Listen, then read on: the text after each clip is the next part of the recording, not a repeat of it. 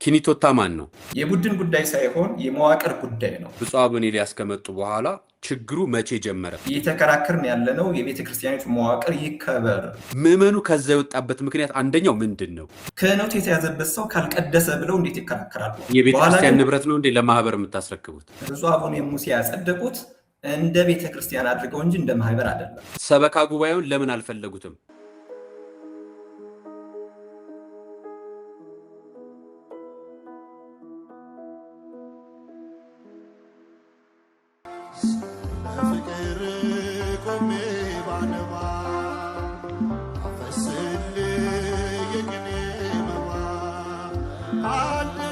ረሃብ ክፉ ነው፣ ለሞት ይዳርጋል። ጾም በረከት ነው፣ ከአምላክ ያስታርቃል። ከሰው ያልተጣሉ ለአምላክ እቅፍ የቀረቡ ዓለምን ላይ መለሱባት ወስነው ለቆረቡ መነኮሳት ግን ቀኑን ሙሉ ጾመው መፍቻ ሌሊቱን አድረው እንደገና ውለው ማደፊያ ሊያጡ አይገባምና መነኮሳቱን አንዘንጋ። የሙት አንሳ ማር ቅዱስ ሚካኤል አንድነት ገዳም እናቶችን ከችግራቸው አሳርፈናል። አባቶቻችንን ደግሞ የበዓት ጦት ፈትኖብናል። ጾሙን ለበረከት ዘመኑን ለምህረት ያደርግልን ዘንድ ከኛ የበረቱት በጸሎት ያስቡን። አሜን። የሙት አንሳ ማር ቅዱስ ሚካኤል አንድነት ገዳም መነኮሳትን በዓት በአንድነትን ገንባ።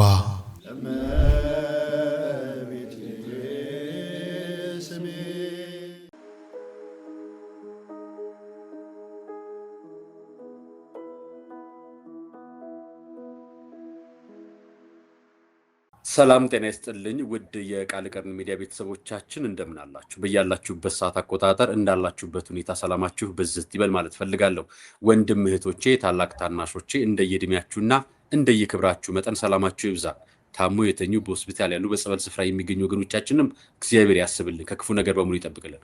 ዛሬ እንግዳ ይዤላችሁ መጥቻለሁ። ዛሬ ያመጣሁላችሁ እንግዳ ሰሞኑን መነጋገሪያ እየሆነ ካለው ብፁዕ አቡነ ኤልያስ ይውረዱልን፣ ጳጳሱ ይውረድልን፣ ጳጳሱን አውግዘናል ከሚል ጀምሮ ለ12 ዓመታት ያልተፈታ ብዙዎችን እያነጋገረ ያለ ማህበራዊ ሚዲያ ላይ አጀንዳ ሆኖ የወጣ በግራና በቀኝ ሆኖ የተለያዩ አጀንዳዎች ያሉበትን ጉዳይ ይዘንላችሁ መጥተናል። ማህበራዊ ሚዲያ ላይ ያሉትን ጉዳዮች በተወሰነ መልክ አምጥተን ለእናንተ ሰጥተናችኋል። የሰጠናችሁም ጉዳይ ማህበራዊ ሚዲያ ላይ ያለ እንጂ የእኛም አቋም አይደለም፣ የማንም አቋም አይደለም። ስንወስድ እነዚህ ነገሮች ሰምተናችኋል፣ ለእናንተ ሰጥተናችኋል። ስንሰጣችሁ እናንተን የሚመለከታችሁ አካላት ደግሞ መታችሁ ሚዲያችን ክፍት ነው፣ በግራም በቀኝም ያለውን አካል አነጋግረን ለቤተ ክርስቲያናችን መፍትሄ ለምዕመናንም እረፍት ያስፈልጋልና ትልቁ ነገር ያሰብነው እሱን ነው። ከእሱ አንጻር አስበን ከቤተ ክርስቲያን መዋቅር አንጻር አስበን ፕሮግራማችንን ጀምረናል። ስለዚህ ስንጀምር በነጋሽ ሚዲያ፣ በቃለ ቀርን ሚዲያ፣ በአርያ ሚዲያ በሶስቱ ሚዲያዎች ናቸው ፕሮግራማችን የጀመርነው። ይህ ጉዳይ የአቴንስ ጉዳይ ነው። ስለ አቴንስ ጉዳይ ነው ዛሬ የምናወራው። አቴንስ ቱርክ ላይ የተፈጠረ ነገር አለ። በተለይ ኪዳነ ምሕረት ቤተክርስቲያን ላይ ብዙ ጉዳዮች አሉ፣ አጀንዳዎች አሉ። እሱም በተመለከተ ከመነሻው ጀምሮ ችግሮቹ ምንድናቸው፣ መፍትሄዎቹስ ምንድናቸው የሚለውን ነገር ለሐሳብ ለእናንተ ለመስጠት መነሻዎቹን አይተን የምንነጋገርበትን ውስጥ ያለ ወንድማችንን ጋብዘነዋል። ዛሬ እሱን ይዤላችሁ መቀረብ። ወንድሜ ስምህንና ያለህበትን ማዕረግ በዛው ብትገልጽልን። እሺ፣ እግዚአብሔር ይስጥልኝ። በመጀመሪያ ወደ ሚዲያችሁ ስለጋበዛችሁኝ በጣም አመሰግናለሁ። ስሜ ታደገ ምሕረቱ እባላለሁ።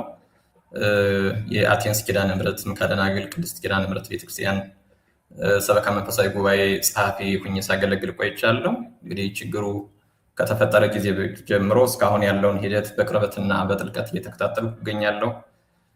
በዋናነት እና መዋቅሩን ጠብቆ በሚሰራው ህጋዊው የቤተክርስቲያኒቱ አካል ስር ሁኜ ነው ስሰራ የነበረው። የሰበካ መንፈሳዊ ጉባኤ ምርጫውም በቅዱስ ፓትርያርኩ ጸድቆ መጀመሪያ በሊቀ ጳጳሱ ከዛ በቅዱስ ፓትርያርኩ ጸድቆ እየሰራ የሚገኝ ነው። ስለዚህ መዋቅራችንን ጠብቀን እየሰራን ያለነው የሰበካ ጉባኤ አባል ነኝ ማለት ነው። እግዚአብሔር ይስጥልኝ። በጣም ጥሩ። አሁን ያለውን ችግር ከመድረሱ በፊት መነሻ ይኖረዋል። መቼም የችግሮች መነሻ ይኖሩታል። አቴንስ ላይ ዛሬ አይደለም የተጀመረው። በ1989 ዓ.ም ጀምሮ ብፁዕ አቡነ ኤልያስ ቤተክርስቲያኗን መሰረቷት። በዛው ምዕመናን እየመጡ ነበር። ጥሩ እየሄደ እንደነበር መረጃዎች አሉ። ችግሩ መቼ ተፈጠረ? ከ12 ዓመት በፊት ምንድን ነው መነሻው? ምናልባት አሁን ካላችሁበት አንጻር ያኔ ቀድሞም የነበሩት ካለ ችግሮቹ መነሻዎቹ ምንድን ናቸው? በሱ ላይ መነሻ አድርገን ብንጀምር በቅድሚያ። እሺ እግዚአብሔር ይስጥልኝ። በመጀመሪያ እንግዲህ ሁሉንም ህዝበ ክርስቲያን አባቶችንም እንግዲህ ምዕመናንም ያው ለተፈጠረው ነገር ሁሉ በጣም ማለት ካስፈለገ ይቅርታ እንጠይቃለን። አቴንስ ላይ እየሆነ ያለው ነገር እጅግ በጣም አሳፋሪ ነው። እንደ ቤተክርስቲያን ልጅም እንደ ቤተክርስቲያን አካል እንደ ኢትዮጵያዊም በጣም አሳፋሪና ነውር የሆነ ስራ ነው እየተከናወነ ያለው። ያም ደግሞ በሚዲያ እየወጣ በባዕድ ሀገር እንደመኖራችን መጠን የእነሱን ህግና ስርዓት ማክበር ሲገባን የራሳችንን ችግር አውጥተን እነሱንም እየበጠበጥ ነው የምንገኘው። ይሄ እንዳለመታደል ሆኖ አይደለም በቤተክርስቲያን ይቅርና በማንኛውም ኢትዮጵያዊ በማንኛውም የሰው ልጅ ህይወት ውስጥ መታየት ያልነበረበት ጉዳይ ነው። በዚህ በጣም እናዝናለን። እንግዲህ ሁለት ነው ተጋድሏችን። የመጀመሪያው ስለ ቤተክርስቲያን የምናደርገው ተጋድሎ፣ ሁለተኛ ደግሞ እንደ ሰብአዊ የሚሰማን ሀፍረትም አለና የሆነውም ደግሞ የቤተክርስቲያኒትን ትእዛዝ የቤተክርስቲያኒትን ቀኖና ስርዓት አናከብርም በሚሉ ግለሰቦች እና ቡድን ማለት ይቻላል በእነሱ አማካኝነት ነው። ያነሳልኝ ጥያቄ በእውነቱ የኛ ችግር በጣም ሰፊ ነው። ቤተክርስቲያኗ በእርግጥም የተመሰረተችው በ1989 በፈረንጆቹ ማለት ነው በብፁዕ አቡነ ኤልያስ አሁን የሀገረ ስብከቱ ሊቀ ጳጳስ አማካኝነት ነው። እሳቸው የግሪክኛ ማለት በእንግሊዝኛ የነበረውን ቃለ ጉባኤ ማለት ይቅርታ ቃለ ዓዋዲ ከኬንያ አስመጥተው ወደ ግሪክኛ አስተርጉመው በሃይማኖት ሚኒስቴር በኩል አጸድቀው ህጋዊ አካልነት እንድታገኝ አድርገዋታል። በዛን ጊዜ ቦታው የተሰጣት አሁን የምትገለገልበት ፖሊጎኖ ቦሃዲ 12 የሚባለው ቦታ ነው፣ እዛው አቴንስ መሀል ላይ ማለት ነው። ያን ጊዜም ብፁዕ አቡነ ኤልያስ ናቸው ከቅዱስ ፓትርያርኩ ጋር በርካታ ጊዜ እየተደዋወሉ ደብዳቤም እየተጻጻፉ እነሱ ሙሉ መረጃዎች አሉ። በዛ መልኩ እንድትመሰረት አደረጓት። ከዛን ጊዜ ጀምሮ ትክክለኛ የሆነ በህጋዊ መዋቅር የሚሰራ ሰበካ መንፈሳዊ ጉባኤ ነበራት። በየ3 ዓመቱ እየተመረጠ በቅዱስ ፓትርያርክ እየጸደቀ ሲያገለግል ቆይቷል። በኋላ ግን በግሪክ በነበረው የሃይማኖት ተቋማት እንቅስቃሴ ላይ ገደቦች ነበሩባቸው። ለምሳሌ የገቢ ምንጫቸውን ለማስመዝገብ ገቢዎች ሚኒስቴር ነው የሚባለው፣ ወይም እንግዲህ ሌላ ስም ሊኖር ይችላል፣ ታክሲስ ኦፊስ ይሉታል። በሱ ያላቸውን እንቅስቃሴ ለማሳወቅ የግድ የታክስ ቁጥር ያስፈልጋቸው ነበረ። ያንን ለማስመዝገብ ይህን ሶማቴዮ የሚባለውን ሶማቴዮ ማለት በግሪክኛ ማህበር ማለት ነው በ1996 በግሪክ አቆጣጠር ማለት ወይም በአውሮፓ አቆጣጠር በ1996 ዓመተ ምህረት ተመስርቷል ማለት ነው። ያንን የመሰረቱት ወደ 29 የሚሆኑ ሰዎች እንግዲህ ደንቡ ስላለ የተፈረመው ደንብ ማለት ነው 29 አካባቢ የሚጠጉ ሰዎች ናቸው። የዚህን መስራች አባላት አብዛኞቹ በህይወት የሉም፣ የተወሰኑት ደግሞ ከሀገርም ተሰደዋል። አሁንም ድረስ በእርግጥ በእኛ በቤተክርስቲያኒቱ ጎን ሆነው የማህበሩ አካሄድ ተጠልፏል ወይም ደግሞ ከተፈለገው አቋምና ዓላማ ውጪ ሆኗል ብለው የሚቃወሙ እንደው ምናልባት መርሃግብት ምንድነው ሚዲያ ላይ ወጥተው ከነበሩት አባት አንዱ እሳቸው ናቸው። ያው ደማቸው ፈሱ ያያችሁት ማለት ነው። እና ይህ ማህበር ከተመሰረተ ከ1996 በፈረንጆቹ እስከ 2017 ድረስ በቤተክርስቲያኒቱ ውስጥ ዶርማንት የምንለው ምንም አይነት አገልግሎት የተለየ አገልግሎት የማይሰጥ የተለየ መዋቅር የሌለው በቤተክርስቲያን ውስጥ ምናልባት በበጎ አያያዝ ከተያዘ እንደ ልማት ክፍል እንደ በጎ አድራጎት ክፍል ልንወስድ የምንችለው አይነት ነበረ ማለት ነው። እና ምንም አይነት ችግር ፈጥሮ አያውቅም። ያ ማለት ግን በሰበካ ጉባኤው አጠቃላይ በቤተክርስቲያኒቱ ውስጥ ችግር አልነበርም ማለት አይደለም። እንደ ማንኛውም አጥቢያ እንደ ማንኛውም ተቋም በውስጥ ብዙ ሽኩቻዎች፣ ብዙ ችግሮች በአገልግሎት ምክንያት የሚፈጠሩ ነበሩ። እነሱ ግን ያን ያክል ጎልተው አሁን ላለው አይነት ችግር የሚዳርጉ አልነበሩም። በዚህ መልኩ እንግዲህ ቤተክርስቲያኗ እስከ 2017 በፈረንጆቹ አካባቢ ጥሩ አገልግሎት እየሰጠች በጣም ሰፊ ጉባኤ ደስ የሚል የሚያስቀና ጉባኤ እንደነበረ ነው መረጃው ያለኝ፣ ወይም ሁላችንም በሚዲያም በተለያየ መልኩ እንደምናየው ማለት ነው። በእርግጥ እኔ ወደ ቦታው የሄድኩት በ2017 በዋናው ችግሩ በተጀመረ አካባቢ ስለሆነና በቅርበት መከታተለው ስለነበር በጣም ደስ የሚል ሰፊ ጉባኤ ታላላቅ አባቶች ሲመሩት የነበረ ቤተክርስቲያን ነበር። በ2017 ግን ችግሩ ጎልቶ ወጣ። ለምን? ከዛም በፊት በኢትዮጵያ አቆጣጠር 2008 አካባቢ ጀምሮ ነሐሴ ወር አካባቢ ወደ ቦታው እንዳስተዳዳሪ ነው የተመደቡት አባ ወልደ ሚካኤል ጣውዬ ከሰበካ መንፈሳዊ ጉባኤው ጋር ችግር ይፈጥራሉ። በመካከላቸው አለመግባባቶች ተፈጠሩ። እሱ ጋር ከመግባቴ በፊት ምናልባት ሶማቴዮ ማህበር የተመሰረተው የገቢዎችን በተመለከተ ወይ ደግሞ ከመንግስት ጋር ባለው የቲን ነምበር በሚመለከት ግንኙነት ለማድረግ እንደሆነ ጫፉን ነግረኛል ከተረዳሁት አይቀር። እንደዛ ከሆነ ኪኒቶታ ማን ነው? መልካም ጥሩ ጥያቄ ነው። ኪኖቲታ የሚባለው አሁን ሰሞኑን የፈጠሯት የመከራከሪያ መንገድ ነች። እኛ ማህበሩ ከመዋቅሩ ውጭ ከቤተክርስቲያን ውጭ መሆን የለበትም፣ ማህበር ወይም ደግሞ በቦርድ የሚተዳደር ስለሆነ የሃይማኖት ስራ መስራት አይችልም ብለን ስንቃወም ያንን ካውንትራክት ለማድረግ ኪኖቲታ የሚል አመጡ። ኪኖቲታ ማለት ኮሚኒቲ ማለት ነው። ኮሚኒቲ ለምሳሌ በግሪክ መንግስት ባወጣው 2014 4301 2014 ያወጣው ህግ ላይ የመጀመሪያው አንቀጽ ላይ ስለ አጠቃላይ የእምነት ተቋማትን የእምነት ተቋማት አይነቶች ብሎ አጠቃላይ እንደ ኪኖቲታ ነው የሚጠራቸው። ኮሚኒቲ ማለት ነው በእንግሊዝኛው ስንወስደው ማለት ነው። እና በግሪክ የሃይማኖት ተቋማት አደረጃጀት 3 እርከኖች ወይም ደረጃዎች አሉ።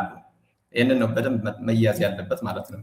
የመጀመሪያው ቁጥሩ ብዙም ገደብ የሌለበት 300 ሊሆን ይችላል፣ ከ300 በታች ምዕመናን ያሉት ካህናት ያሉት የራሱ ደንብ ያለው የራሱ የአምልኮት ስርዓትና የራሱ የሆነ የእምነት አቋም ያለው የእምነት ተቋማት ስብስብ ማለት ነው። ወይም ደግሞ የአማኞች ስብስብ ማለት ነው። የአማኞች ስብስብ ይሄ የመጨረሻው ደረጃ ነው። አሁን ለምሳሌ የኢትዮጵያ ኦርቶዶክስ ተዋሕዶ ቤተክርስቲያን አሁን ላይ ያላት ላይሰንስ በዚህኛው ነው ማለት ነው። ሁለተኛው የእምነት ተቋም ደረጃ ደግሞ ፕሮሶኮኖሚኮ ወይም ደግሞ የቤተክርስቲያን የእምነት ተቋምነት የተወሰነ መስፈርቱ ብቻ ነው የሚለየው። መስፈርቱ ምንድን ነው? ለምሳሌ ቢያንስ 300 አባላት ያሉት እንደ ቅድም ሁሉ የራሱ ካህን ያለው የራሱ ሰበካ ጉባኤ ያለው። ለምሳሌ በኢትዮጵያ ኦርቶዶክስ ተዋሕዶ ቤተክርስቲያን ብንወስድ የራሱ ሰበካ መንፈሳዊ ጉባኤ ያለው የሚገለገልበት ቦታ የታወቀ ላይሰንስድ የሆነ እነዚህን መስፈርቶችን የማሟላ ነው። ከሁለተኛው የሚለየው የቁጥር ጉዳይ እንጂ ተመሳይ የሚባል ነው። በእርግጥ ያላቸው የመብት ሁኔታም ትንሽ ይለያያል። ለምሳሌ ኪኖቲታ የሚባለው ዝቅተኛው ደረጃ ማለት ነው። እሱ እንደ ኖሚኮ ፕሮሶኮ ከፍተኛ የሆነ ሀብት ማንቀሳቀስ አቅም አይኖረውም። በህግ በኩልም ምንድነው ሊኖረው የሚችለው አቅም የተገደበ ነው ማለት ነው። ለማንኛውም ግን ሁለቱም የቤተክርስቲያን ወይም ደግሞ የእምነት ተቋማት መዋቅሮች ናቸው። ከዛ ሶስተኛው ደግሞ ኤክሊሲያ ይሉታል። ኤክሊሲያ በግሪክኛው የሚሉት ማለት ነው። ኤክሊሲያ የሚሉት ኤክሊሲያስቲካል አጠቃላይ ቢያንስ 3 ኖሚኮ ፕሮሶኮ የሚባሉ 3 አጥቢያዎች ለምሳሌ በእኛ ኮንቴክስት ከወሰድ ነው 3 አጥቢያዎች ያሉበት ስብስብ የሶስቱም የአስፈጻሚ ጉባኤ ወይም ደግሞ ሰበካ መንፈሳዊ ጉባኤ በአንድነት ሆኖ ወይም የራሱ መርጦ የሶስቱም አስተዳዳሪዎች ተስማምተው የራሳቸው ደንብ አውጥተው የሚመሰርቱት ያ 3ኛው ደረጃ ከፍተኛው ነው። ያንን ልናደርግ የምንችለው ቢያንስ 3 አጥቢያዎች ሲኖሩ ነው። ለምሳሌ ኖሚኮ ማለት ኪኖቲታ የሚባለው አሁን ላይ ያለችው ኢትዮጵያ ኦርቶዶክስ ተዋሕዶ ቤተክርስቲያን የተመዘገበችበት ነው አሁን ላይ ያለው ማለት ነው። ከዛ ቀጥሎ ለምሳሌ የሌሎችን ስንወስድ የሌሎች ቤተክርስቲያናት ስንወስድ ደግሞ ኖሚኮ ፕሮሶኮ የሚባለው 2ኛ ደረጃ ላይ ናቸው። በእርግጥ የኢትዮጵያ ኦርቶዶክስ ተዋሕዶ ቤተክርስቲያን በ2014 በወጣላት አዋጅ መሰረት አዋጁን እምልክላችኋለሁ። በዛ መሰረት የኢትዮጵያ ኦርቶዶክስ ተዋሕዶ ቤተክርስቲያን ባይ ዲፎልት ያለምንም መስፈርት ቀጥታ ኖሚኮ ፕሮሶኮ የሚባለውን 2ኛውን ደረጃ ተሰጥቷት ነበረ። በወቅቱ ግን የነበሩት አስተዳዳሪ ታመው ጀርመን የነበሩት ንቡረት ኃይለልዑል ገሪማ የሚባሉት ማለት ነው ታመው ስለነበረ ያን ጊዜ እንደ አስተዳዳሪ ሆኖ መቅረብና ማስመዝገብ አልቻሉም ነበር። ማስመዝገብ ሲባል ኦልሬዲ ትታወቃለች፣ ነገር ግን ሰርቲፊኬቱን መውሰድ ማለት ነው። ከሳቸው ውጭ ሌላ ሰው መውሰድ አይችልም ነበር? ይቻል ነበር። በትክክል ጥሩ ጥያቄ። አሁን እሱን ለማድረግ በተለይ ደብዳቤዎችም አሉ። እነ ቀሲስ ዶክተር አየለ ብዙ ታግለዋል። በዛን ጊዜ የነበሩት ሰበካ ጉባኤ ኃላፊዎች ደብዳቤዎችን ጽፈው ለብፁዕ አቡነ ሙሴ፣ ብፁዕ አቡነ ሙሴ ግን አሁን በጊዜያዊ ሰው መመደብ አያስፈልግም በሚል ብፁዕ አቡነ ሙሴ ተቃወሙ። ደብዳቤዎች አሉ፣ የተሰጡ ምላሾች፣ እነሱን መስጠት እንችላለን። በዛ ምክንያት የተሰጠው ጊዜ ገደብ 1 ዓመት ነበረ። 1 ዓመት ብቻ ስለነበረ የመጀመሪያው 6 ወር በዛ አለፈ ማለት ነው። ብፁዕ አቡነ ሙሴ ስለተቃወሙ እሳቸውን እንደ አስተዳዳሪ ጊዜያዊም ቢሆን ማለት ነው አስተዳዳሪ አድርገው መምረጥ ወይም ደግሞ መመደብ ስላልቻሉ ሳትመዘገብ ቀረች ማለት ነው። ምዝገባ ስለ ሰርቲፊኬቱን ለመውሰድ ነው እንጂ ኦልሬዲ ትታወቃለች። ከዛ የቀጠለውን 6 ወር ደግሞ ቅድም የጠቀስኳቸው አባ ወልደ ሚካኤል ጣውዬ በቦታው ነበሩ፣ ነገር ግን ፈቃደኛ አልነበሩም። የሰበካ መንፈሳዊ ጉባኤ አባላትን በወቅቱ የነበሩትን መጠየቅ ይቻላል፣ ይህንን ለማስረጃነት ማለት ነው። እና በዛን ወቅት ፈቃደኛ ስላልነበሩ የአንድ ዓመት ኢንተርቫል አለፈ ማለት ነው። የአንድ ዓመት ኢንተርቫሉ አለፈና ያ ሁለተኛው ደረጃ የተሻለ ስታተስ ውስጥ የሚያደርጋትን ወይም ደግሞ በመመሪያው መሰረት የተሰጣትን ባይ ዲፎልት ለቤተክርስቲያኖች የተሰጣትን እውቅና ሁለተኛውን ደረጃ ማግኘት አልቻለችም ማለት ነው። ዞሮ ዞሮ ግን ሶስቱም ቅድም ያልኳቸው ኪኖቲክታ የሚባል ኖሚኮፕሮሶፖ የሚባል ኤክሌሲያስ የሚባል ሶስቱም የእምነት ተቋማት መዋቅር ናቸው። ልዩነቱ የደረጃ ነው። የመጨረሻው ደረጃ ያልኳቸው ለምሳሌ የግሪክ ኦርቶዶክስ፣ የአርሜኒያ ኦርቶዶክስ፣ የግብፅ ኦርቶዶክስ ሶስተኛው ደረጃ ላይ ነው ያሉት። ምክንያቱም በርካታ አጥቢያዎች ስላሏቸው ማለት ነው። እንደዚህ ከሄደ የብፁዕ አቡነ ኤልያስ ከመጡ በኋላ ችግሩ መቼ ጀመረ? ምናልባት እናንተ በቅርብ ነው ሄዳችሁት፣ ሰነድ አለ፣ የቤተ ክርስቲያን መዋቅር አለ፣ አደረጃጀት አለ። ችግሩን ማየት የተጀመረው ወይ ደግሞ አሁን ምዕመናን ወጥቶ ጳጳሱ ይውረድልን፣ ምዕመናን ጳጳስ እናወግዛለን የሚልም ቪዲዮ አይተናል፣ ተደጋጋሚ ቪዲዮ እና አንደኛ እንደ መዋቅር ምዕመናን ጳጳስን አያወግዝም እንደሚታወቀው፣ ግን እነሱ እንደ አባት እናከብራቸዋለን፣ ነገር ግን እሳቸው ይቀሩልን አንቀበልም አይነት መልእክት ያለው ይዘት ነው እና ይሄ ሁሉ የመጣው 12 ዓመታት የቆየ ነው እንጂ የዛሬ ችግር አይደለም። አሁን እንደሚታየን ቪዲዮም ላይ እንደምናየው ማህበራዊ ሚዲያም ላይ እየወጣ እንደምናየው እኛ ማህበራዊ ሚዲያ ላይ ያለውን ነገር አውጥተን ሚዲያ ላይ አምጥተን መፍትሄ እንዲመጣ ነው እንጂ አንዱ ቡድን ተሸናፊ አንዱ ቡድን አሸናፊ እንዲሆን ፈልገን አንሰራም። ፕሮግራም የምንፈልገው አሸናፊ ቤተክርስቲያን ነች። ለኛ በቤተክርስቲያን ስር ሁላችንም ጥላ ከለላ ሆነን ነው መቀመጥ ያለብን። ምዕመኑ ከዛ የወጣበት ምክንያት አንደኛው ምንድን ነው? ሁለተኛው የዚህ የመነሻው ጊዜ ቅዱስ ሲኖዶስ የሚመድብ ይመስለኛል። በእያንዳንዱ አስተዳደር የሚመድበው ብፁዕ ወቅዱስ አቡነ ማትያስ ናቸው የሚመድበው። ይሄ ጉዳይ ልክ መቼ ሲጀምር ነው ይሄ ጉዳይ የተጀመረው የሚለው ነገር እንደመነሻ እንድታነሳልኝ። መልካም፣ እሺ፣ በጣም ጥሩ ጥያቄ ነው። በእነሱም በኩል የሚነሳ ስለሆነ ለእኔ ደግሞ በቂ የሆነ መልስ አለኝ። ችግሩ የተፈጠረው በ2008 ነው ብያለሁ። በ2008 አካባቢ የነበሩት ሊቀ ጳጳስ ብፁዕ አቡነ ሙሴ ናቸው። በእኛ አቆጣጠር ነው ችግሩ ጎልቶ በእኛ አቆጣጠር ነው። ብፁዕ አቡነ ሙሴ በዛን ጊዜ በአባ ወልደ ሚካኤል አማካይነት ምርጫ ሲደረግ ፈጽሞ ተቃውመዋል። 3 ደብዳቤዎችን የብፁዕ አቡነ ሙሴ፣ አንድ የማስጠንቀቂያ ደብዳቤ ደግሞ ከምርጫ በፊት የነበረ የወቅቱ የሀገረ ስብከቱ ስራ አስኪያጅ ወይም ጸሐፊ ናቸው የዶክተር ህሩይን ደብዳቤ መስጠት እችላለሁ። ብፁዕ አቡነ ሙሴ በወቅቱ የተቃወሙት የሚካሄደው ምርጫ ህገወጥ ነው፣ ከቤተክርስቲያን መዋቅር አሰራር ውጪ ነው። ስለዚህ ከዛም ባሻገር ደግሞ የሚታይበት የስነ ምግባር ችግር ማስተካከል አለበት የሚል ከምርጫ በፊትም ከምርጫ በኋላም ደብዳቤ ጽፈዋል። በእውነቱ ብዙ ታግለዋል። ብፁዕ አቡነ ሙሴ ግን አልተቀበሏቸውም።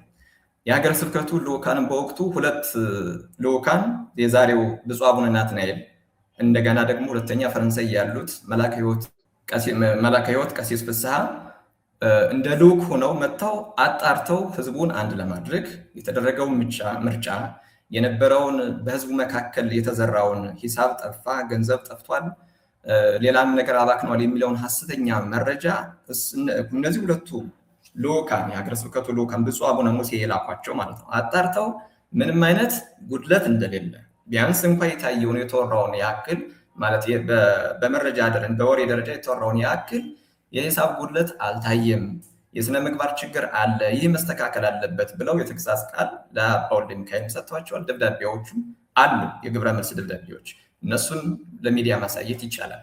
ስለዚህ እነዚህ ሰዎች ብፁዕ አቡነ ሙሴንም አልተቀበሏቸውም ማለት ነው። ከዛ ቀጥሎ ብፁዕ አቡነ ሕርያቆስ ናቸው የተመደቡት። ከሁለቱ ሲኖዶሶች ስምምነት በኋላ ብፁዕ አቡነ ሕርያቆስ የጣሊያንና አካባቢው ሀገረ ስብከት፣ ምክንያቱም የግሪክ ሀገረ ስብከትም እዛ ውስጥ ስለነበር የግሪክ አጥቢያ ቤተክርስቲያንም በጣሊያንና አካባቢው ሀገረ ስብከት ውስጥ ስለነበረች ሊቀ ጳጳሱ ብፁዕ አቡነ ሕርያቆስ ነበሩ። 2018 ላይ የነበረውን ከፍተኛ ብጥብጥ አይተው መጥተው ነበረ። ህዳር ወር 2018 መጥተው ከብፁዕ አቡነ ኤልያስ ጋር ማለት ነው ለ4-5 ቀናት ከኛ ጋር ቆይተው የሁለቱንም ጎን መረጃዎችን አገላብጠው ቃላቸውን ሰምተው የስምምነት ሐሳብ ብለው አቀረቡ። እሱም ሙሉ ሪከርዱ አለ።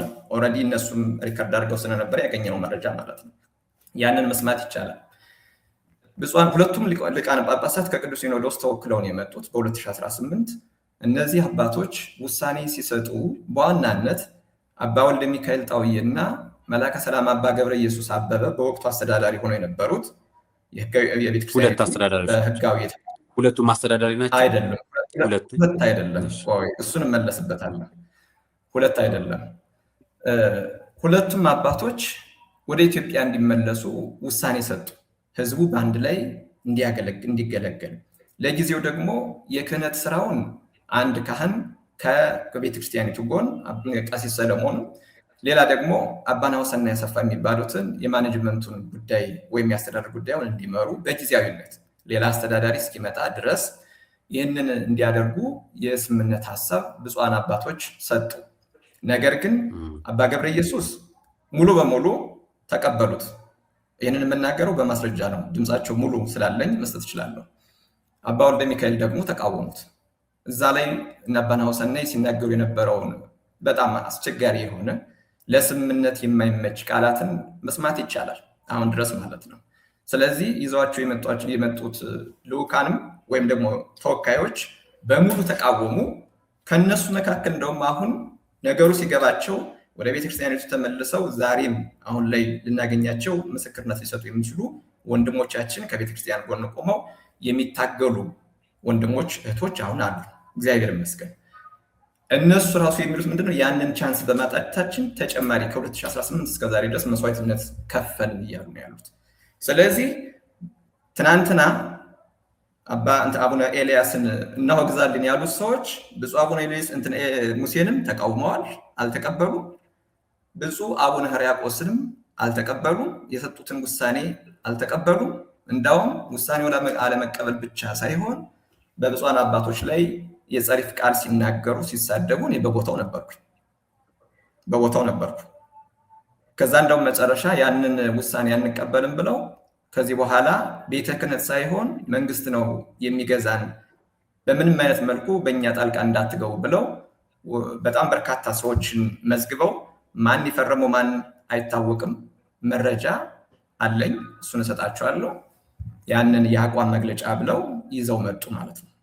እነዚያ የአቋም መግለጫ ተብለው የመጡት ሁለት ሴት አንድ ወንድ ሰዎች ግን አባቶችን የተሳደቡበት ቃል እስካሁን ድረስ በህሊና ያለ እዛው ስለነበርኩኝ ማለት ነው። ስለዚህ እነዚህ ሰዎች ያንን ውሳኔ አልተቀበሉም።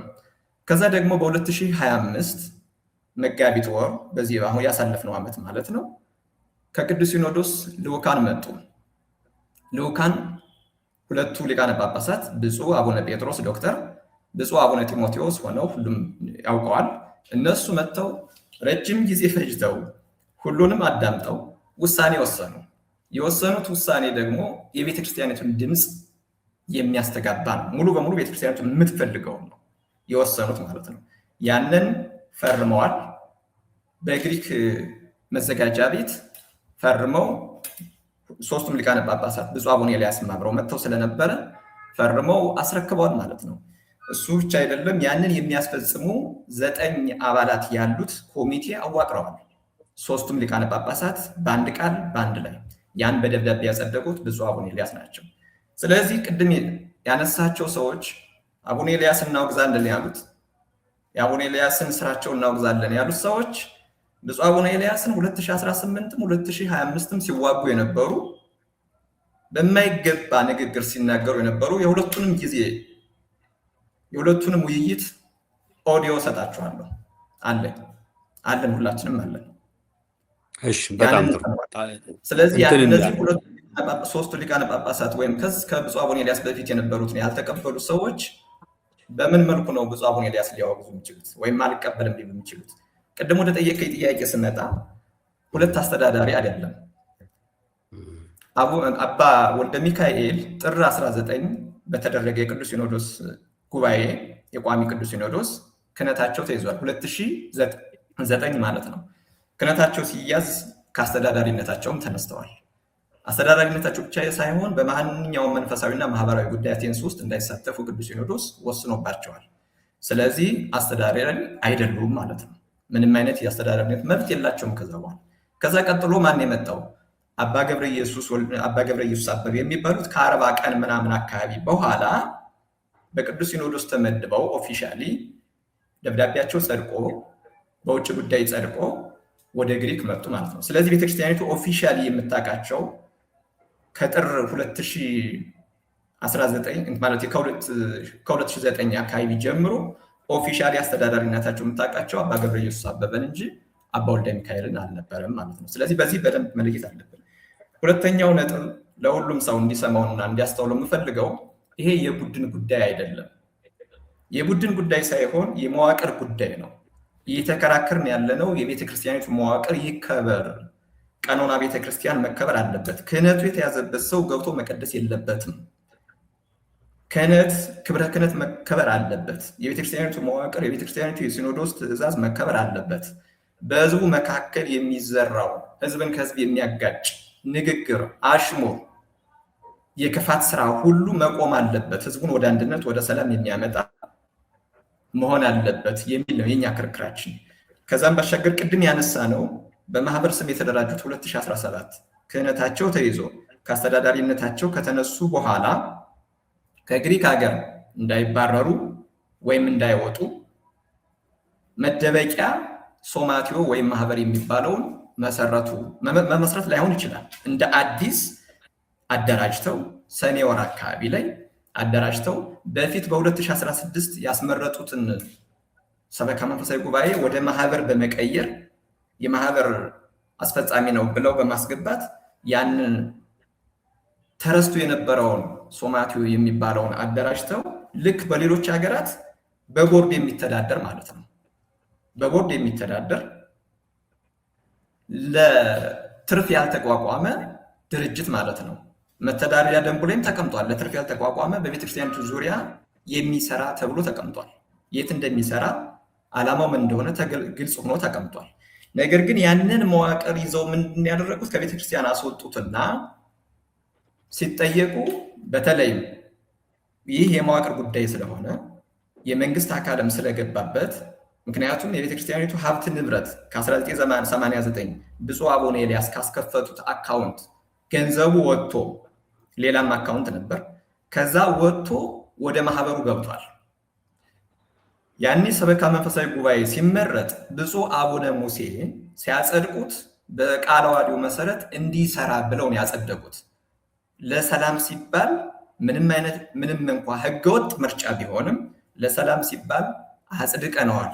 ነገር ግን በቃለ ዓዋዲው መሰረት እንድትሰሩ ብለው የቤተ ክርስቲያኒቱ አካል እንደሆነ አረጋግጠው ያን ሰበካ መንፈሳዊ ጉባኤ አጽድቀው ነበር። ያ ሰበካ መንፈሳዊ ጉባኤ ከ430,000 ዩሮ በላይ የሚሆን የቤተ ክርስቲያኒቱን ሀብት ንብረት እና ከ36 በላይ የሚሆኑ የወርቅ አይነቶችን ተረክቧል።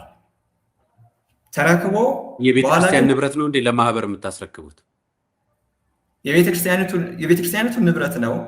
ያ ሰበካ ጉባኤ የተመረጠው ደግሞ በኃይልም ቢመረጥ በህገወጥ መልክ ቢመረጥ ለሰላም ሲባል አጽድቀነዋል ብለው ብፁዕ አቡነ ሙሴ ሲያጸድቁት ሀብት ንብረቱን ደግሞ መረከብ መብት አለው ማለት ነው። ስለዚህ ተረክቧል አይደለም። ስለዚህ አሁን ማህበሩ በሚያመጣው ነገር ወይ የሚጠይቀው ጥያቄ ህጋዊ ነው ማለት ነው? ሙሉ ለሙሉ አይደለም፣ ህጋዊ አይደለም። ግልጽ ላድርግልህ። ለምሳሌ አሁን አንድ ነገር እየነገርከኝ ነው ወንድም ታደገ። ለማህበር መስርተዋል፣ የሰበካ ጉባኤ ማህበር መስርተዋል፣ ህገወጥ የሆነ ማህበር መስርተዋል። ለሰላም ሲባል ግን አጸደቁት ካልከኝ ከጸደቀ ህጋዊ ነው። ይሄ እኮ ጥያቄ ነው። እዚህ ጋር ጥሩ እስከ 2016 የነበረው ሙሉ በሙሉ አገልግሎቱ እንደ ሰበካ መንፈሳዊ ጉባኤ ነው። እሺ፣ እንደ ቤተክርስቲያን ያ ሰበካ መንፈሳዊ ጉባኤ አስተዳደር ጉባኤው ሲመረጥ ብፁዕ አቡነ ሙሴ ያጸደቁት እንደ ቤተክርስቲያን አድርገው እንጂ እንደ ማህበር አይደለም። የማህበሩ እንቅስቃሴ እኮ ከዓመት በኋላ ነው የተነሳው። ግልጽ ነው። የማህበሩ እንቅስቃሴ የተነሳው 2017 ሰኔ ወር ነው። ምርጫው የተካሄደው ግን ፌብሩዋሪ 2016 ላይ ነው፣ ከዓመት በፊት። ስለዚህ ብፁዕ አቡነ ሙሴ ያንን መንፈሳዊ ምርጫ ሲያጸድቁት በቃለ ዓዋዲው መሰረት እንድትመራ የሚል ስለሆነ ያ ማለት ምን ማለት ነው? የቤተ ክርስቲያን አስተዳደር ነው። ስለዚህ በዛ ምርጫ ጊዜ እንደ ቤተ ክርስቲያን ስለተቆጠረ ሀብት ንብረቱን ተረክበዋል ማለት ነው። በመሰረቱ የግሪክ መንግስትም ግራ የተጋባው የማህበሩ ወይም የድርጅቱ ስምና የቤተክርስቲያኒቱ ስም ተመሳሳይ ነው። በ1996 ሲመሰረቱት የሁለቱን ስም አንድ ላይ ያደረጉት ከቤተክርስቲያኑ ጋር ተመሳሳይ እንዲሆን ያደረጉት ለምን የእንትን ልዩነት እንዳይፈጠርባቸው፣ ለምሳሌ በስም ልዩነት ምክንያት ችግሮች እንዳይገጥሟቸው በማሰብ ይመስለኛል። ምናልባት መስራቾችን ማናገር ይቻላል የበለጠ ማለት ነው። ስለዚህ ማህበሩ በመሰረቱ በቤተክርስቲያኒቱ ውስጥ እንደ ልማት ተቋም ሆኖ የበጎ አድራጎት የስራ የሚሰራ ሆኖ ቢኖር እኮ የሚጠላው የለም። ከቃሉ ጋራም ጠብ የለንም። አሁን ብዙ ጊዜ እነሱ አባላቱን አእምሯቸውን የሚሰልቡበት መንገድ ምንድን ነው? ማህበር መጽሐፍ ቅዱሳዊ ነው፣ ማህበር በቤተክርስቲያን ውስጥ ነበረ፣ ማህበረ እስጢፋኖስ የሚል አይነት የተዛባ ትርጓሜ ይሰጧቸዋል። እኛም ከቃሉ ጋር ችግር የለብንም። ችግራችን ከመዋቅር ጋር ነው። ያውም የመዋቅሩ ችግር ሆነ የምንለው ከ2017 በፈረንጆች በኋላ ከቤተ ክርስቲያኒቱ ካስወጡት በኋላ ነው። ከቤተ ክርስቲያኒቱ አስወጥተው ከዛም በኋላ ምንድን ነው ያሉት? እኛ የቤተ ክርስቲያኒቱ አካል አይደለንም። እንደው መጀመሪያ የሚከራከሩበት የነበረው ፓትርያርኩ አይመሩንም፣ ብፁዕ አቡነ ሙሴ ብቻ ናቸው የሚመሩን የሚል ነበረ። የኢትዮጵያ ቅዱስ ሲኖዶስ አይመራንም ብለው ደብዳቤ ለግሪክ ሲኖዶስ ያስገቡት አለ። እሱን እልክልሃለሁ፣ ፈርመው ያስገቡት ማለት ነው።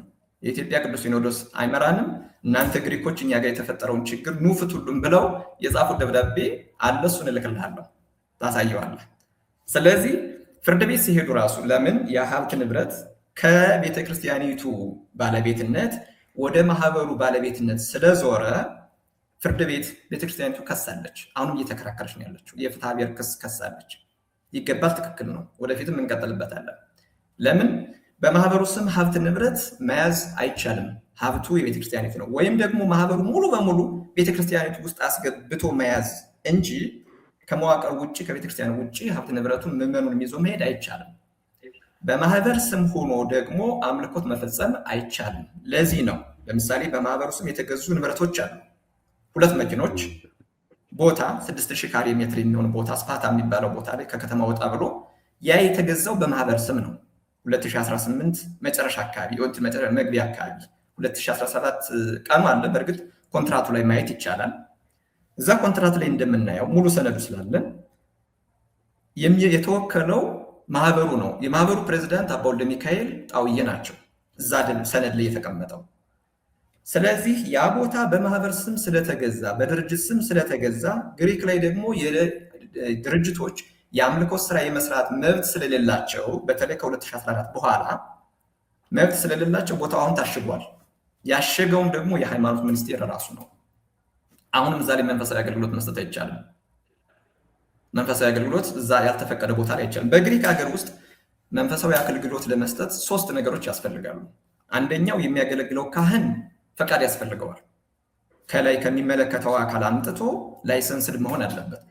ሁለተኛው ደግሞ የሚሰጥበት አምልኮት የሚሰጥበት ቦታ በራሱ በየትኛውም የእምነት ተቋም ፈቃድ ያስፈልገዋል። ለምሳሌ በካቶሊክ ሊሆን ይችላል፣ በግሪክ ኦርቶዶክስ ሊሆን ይችላል፣ በኢትዮጵያ ኦርቶዶክስ ሊሆን ይችላል፣ በአርመን ሊሆን ይችላል፣ ኢቭን በእስላሞችም ሊሆን ይችላል። ብቻ ግን የአምልኮት ፈቃድ ያስፈልገዋል። ሶስተኛው ጉዳይ ደግሞ ራሱ የተቋቋመበት ለምሳሌ ፕሮሶኮኖሚኮ ሊሆን ይችላል፣ ኪኖቲታ ሊሆን ይችላል፣ ክርስቲያስ የሚባለው ሊሆን ይችላል። ከ3 እርከኖች በአንዱ ፈቃድ ያስፈልጋል። ከነዚህ ከ3ቱ አንዱን የጎደለ ምንም አይነት አምልኮት ስራ መስራት አይቻልም። ስለዚህ ማህበሩ የአምልኮት ፈቃድ ስለሌለው ያንን ቦታ ደግሞ በባለቤትነት ስለያዘ ታሽጎ ይገኛል ማለት ነው። ግዢው እንዴት ተፈጸመ? ፈቃድ ከሌለው አሁን ያ ሶማቴዎ ፈቃድ ከሌለው የመንግስት መሬትን ወይ ደግሞ ግሪክ ሀገር የሚገኝ መሬትን በምን ፈቃድ ሊገዛው ቻለ? መልካም የአካል ሰውነት ከሌለው ሰውነትም አለው። ህጋዊ ሰውነት እኮ አለው። ለምን መተዳደሪያ ደንብ አለው። አስፈጻሚ ኮሚቴ አለው፣ አባላት አሉት። ስለዚህ ፔሪፌሪያ የሚባል አለ በግሪክኛ። ፔሪፌሪያ ማለት የማህበራት ምዝገባ የሚባል ነው። በኢትዮጵያ ውስጥ አሉ እንደዚህ አይነት የማህበራት ምዝገባ ኤጀንሲ የሚባለው ሲቪክ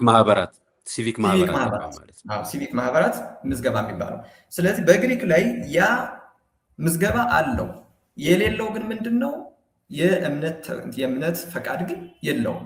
ስለዚህ ህጋዊ ተቋም ስለሆነ ህጋዊ ተቋም ለዚህ ነው መዋቅር ብለህ ችግሩ መዋቅራዊ ነው የምለው። አንድ ህጋዊ ሶማቴዎ ወይም ማህበር የሚባል ኢትዮጵያ ኦርቶዶክስ ተዋሕዶ ኢትዮጵያ ኦርቶዶክስ ቸርች ኢን አቴንስ ነው የሚለው ስሙ ከቤተክርስቲያኑ ጋር ተመሳሳይ የሆነ ራሱን የቻለ አካል አለ።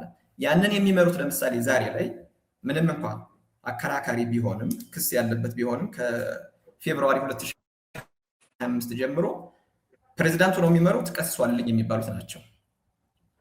ጸሐፊ ሆነው የሚመሩት አባ ናሁሰናይ የሚባሉት ናቸው። ስለዚህ እነሱ ምርጫችን ይጽደቅልን ብለው አስገብተዋል። ኦልሬዲ ክርክር ላይ ቢሆንም አስገብተዋል። ተቋም ነው ማለት ነው። ስለዚህ ቅድም እንዳነሳሁት ክርክሩ የሁለት ተቋማት ክርክር ነው። የቤተ ክርስቲያን የኢትዮጵያ ኦርቶዶክስ ተዋሕዶ ቤተ ክርስቲያን በቅዱስ ሲኖዶስ የምትመራው አንድ ተቋም የእምነት ተቋም፣ ከዛ ደግሞ ከቤተ ክርስቲያኒቱ የወጣ በህገ ወጥ መልኩ ወጥቶ ለመልካም ነገር ተመስርቶ የነበረው ግን አሁን ለመጥፎ የወጣው የማህበሩ የሁለት ተቋማት ክርክር ነው ጥያቄው። በዛ ስር ደግሞ ብዙ ነገሮች አሉ የቀረጻ ጉዳይ ሌሎችም። እንዲሁ አንድ ነገር ልጠይቅ በዛው እኛ ሀገር ማህበራት ፈቃድ ሲያወጡ ሲቪክ ማህበራት ፈቃድ ሲያወጡ የራሳቸው የሆነ ቢሮ የራሳቸው የሆነ ኦፊስ አካላዊ አድራሻ አላቸው። ይሄ ሶማቴው የሚባለው ማህበር ከቤተ ክርስቲያን ውጭ ሌላ ቦታ መቀመጫ አለው አለው? ለሱ ደግሞ ሁለት ማረጋገጫዎችን መስጠት እችላለሁ። አንደኛው በ2017 አባ ወልደ ሚካኤል ጣውዬ የማህበሩ ፕሬዝዳንት በነበሩበት ጊዜ 2017 ጀምሮ ነው የማህበሩ ፕሬዝዳንት ነኝ ብለው ከመዋቅር ያስወጡት። ስለዚህ ያኔ ፕሬዝዳንት በነበሩበት ጊዜ ለፖሊስ አካል ተደጋጋሚ እየመጣ ውጡ ሲላቸው ያስገቡት ደብዳቤ አለ። ምንድነው የሚለው? እኛ ከዚህ ወጥተን አዲስ የገዛነው ቦታ ሄደናል የሚል እሱን ማስረጃ ያሳያለሁ። ሁለተኛው ማስረጃ ደግሞ አሁን ያለው የማህበሩ መተዳደሪያ ደንብ የሚለው የማህበሩ ስራ አድራሻ ስፓታ ወይም ደግሞ የተገዛው ቦታ ነው። ኦፊሻል ሎኬሽን አለው ማለት ነው። ታክስ ምናምን ፔሪፌሪያ ወይም የማህበራት ምዝገባው ራሱ በዛ አካባቢ ነው፣ በዛው ክልል ውስጥ ነው ያለው።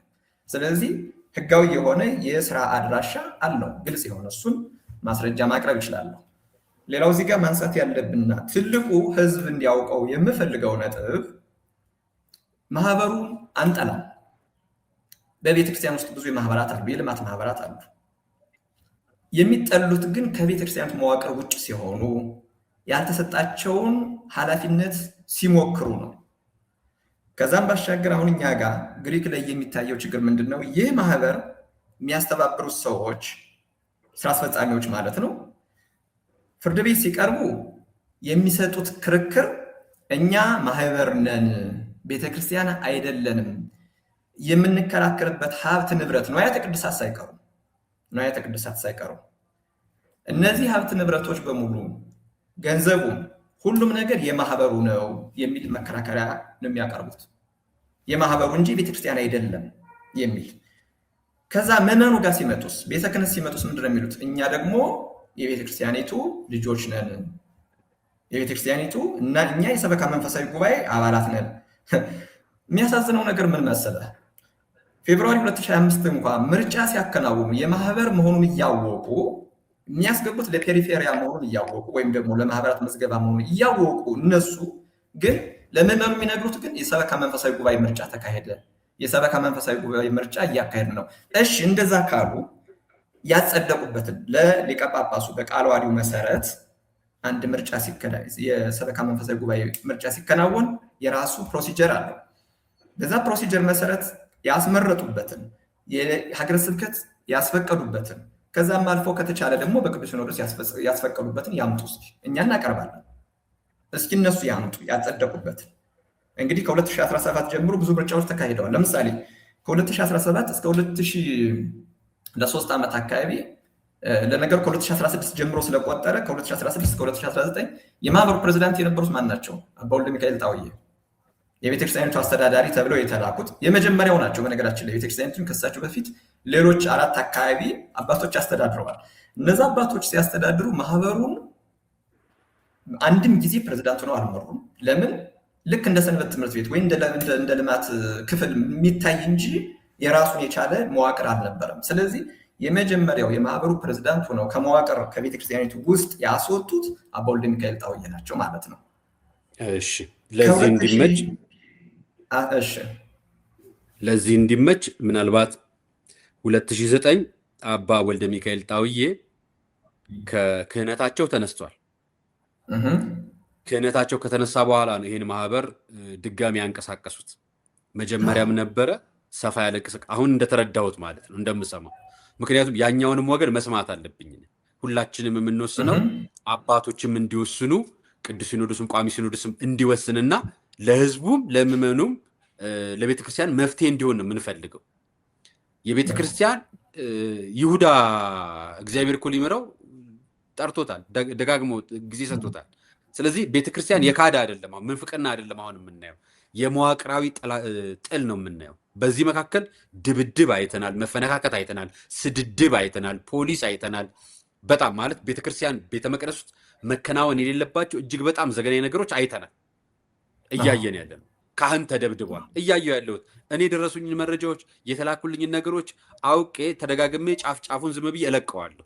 የምለቀው ሁሉም ሰው መጀመሪያ የቤተ ክርስቲያን ልጅነቱን እንዲቀበል ስለምንፈልግ ነው። የመጀመሪያ ልጅነቱን ተቀበለው እንደ ልጅ እንዲያስቀድስ እንፈልጋለን። ቀድሞ ማንም ሰው አሁን ቅዳሴው ላይ እግዚአብሔር አለ እግዚአብሔር የለምን እንግዲህ ቁልፍ ቆልፈን የከለከልነው ሰው እያለ እንደገና ውጭ ሆኖ ቆሞ ደግሞ እነዛ ሲወጡ ረብሻለሁ እያለ ሁለት ተቀምጦ እግዚአብሔር እንዴት ብሎ እኛን ይቅረብ መጀመሪያ ማየት ያለብን።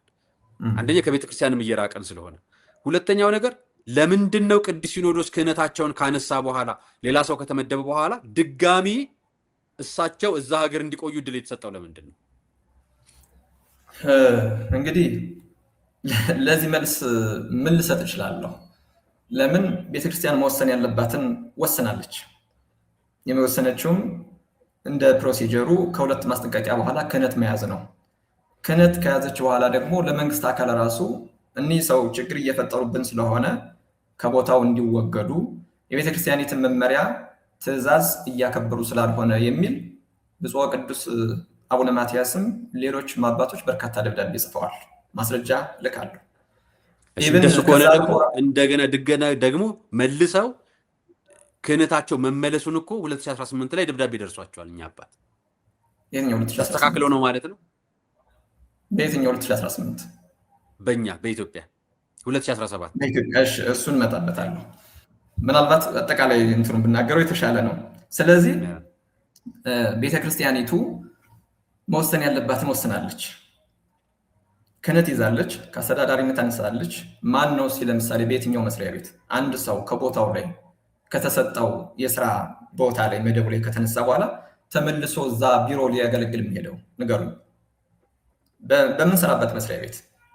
ቤተክርስቲያን ግን ጉልበት ስለማትጠቀም ሊሆን ይችላል፣ ወይም የጦር ኃይልም ስለሌላት ሊሆን ይችላል። ይቅርታ ለቃሉ እንደፈለጉ ይሆንባታል ማለት ነው። ስለዚህ ብፁዓን አባቶች ወሰኑ፣ ቅዱስ ሲኖዶስ ወሰነ፣ ቅዱስ ፓትርያርኩ ደብዳቤ ጻፉ። ክህነት አንስተናል፣ አስተዳዳሪነት አንስተናል ብለው ደብዳቤ ጻፉ።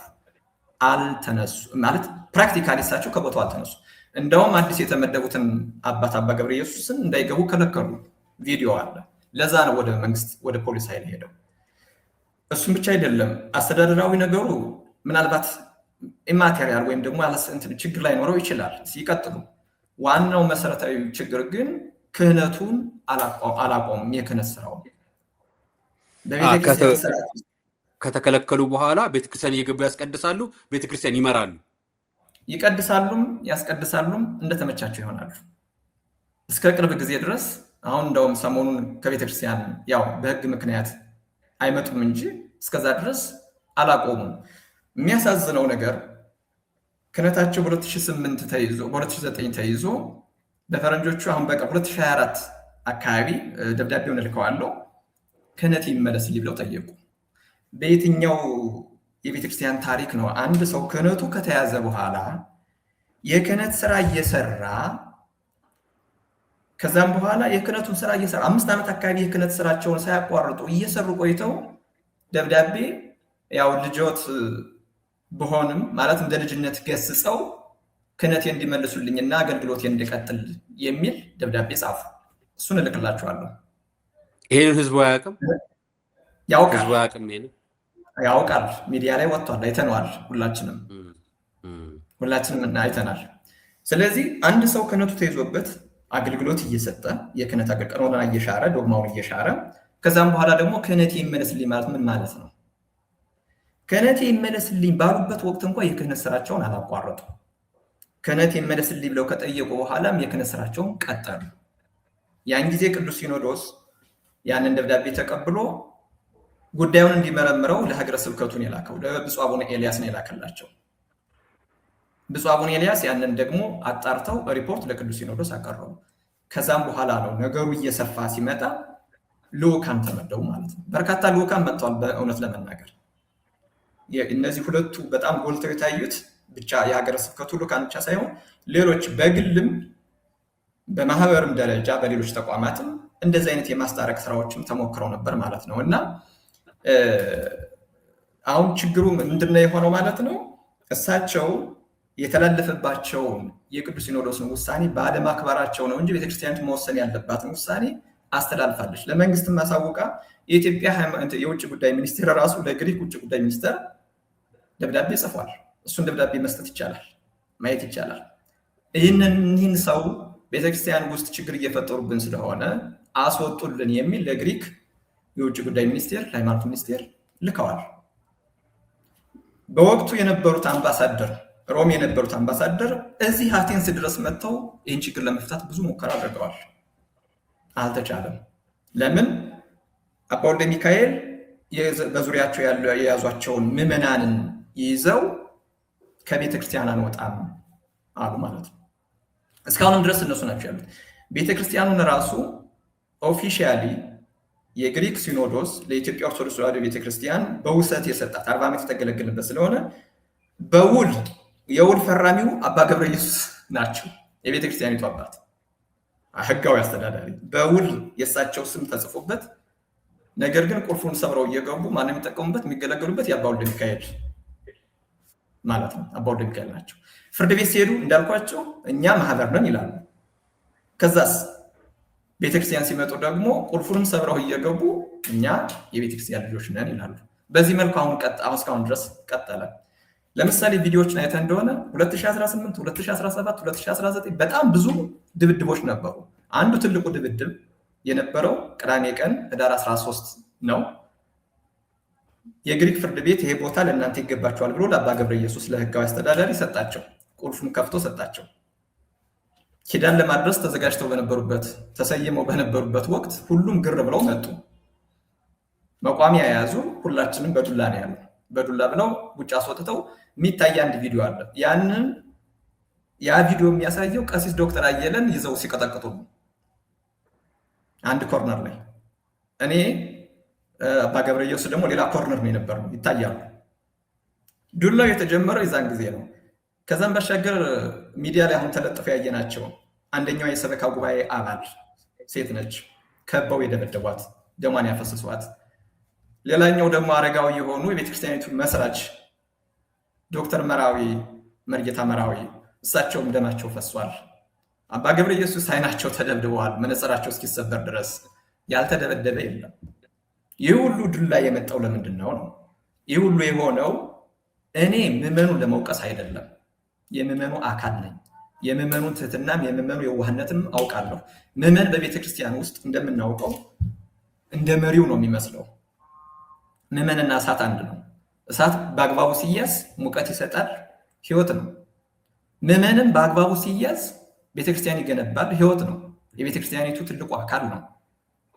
አላግባብ ከተያዘ ግን እንደምታዩት ነው። በምን መልኩ አእምሯቸውን እንደሚዘውሩት፣ እንዴት እንደሚያሳስቷቸው፣ እንዴት ስህተት የሆነ መረጃ እንደሚሰጧቸው የተለያየ ኦዲዮዎችን፣ ቪዲዮዎችን እንልክላቸዋለን። ሙሉ መረጃ አለን። ስለዚህ ምዕመኑን አእምሮ እንዲበረዝ ከላይ ያሉት ሰዎች ራሳቸውን ትክክል አድርገው ምዕመኑም የተሳሳተ መንገድ እንዲሄድ እያደረጉ ያሉት እነዚህ 2-3 ካህናት ናቸው፣ ወይም መነኮሳት። 2 መነኮሳት በቅርብ የተቀላቀሉ ደግሞ 1 ካህን አሉ።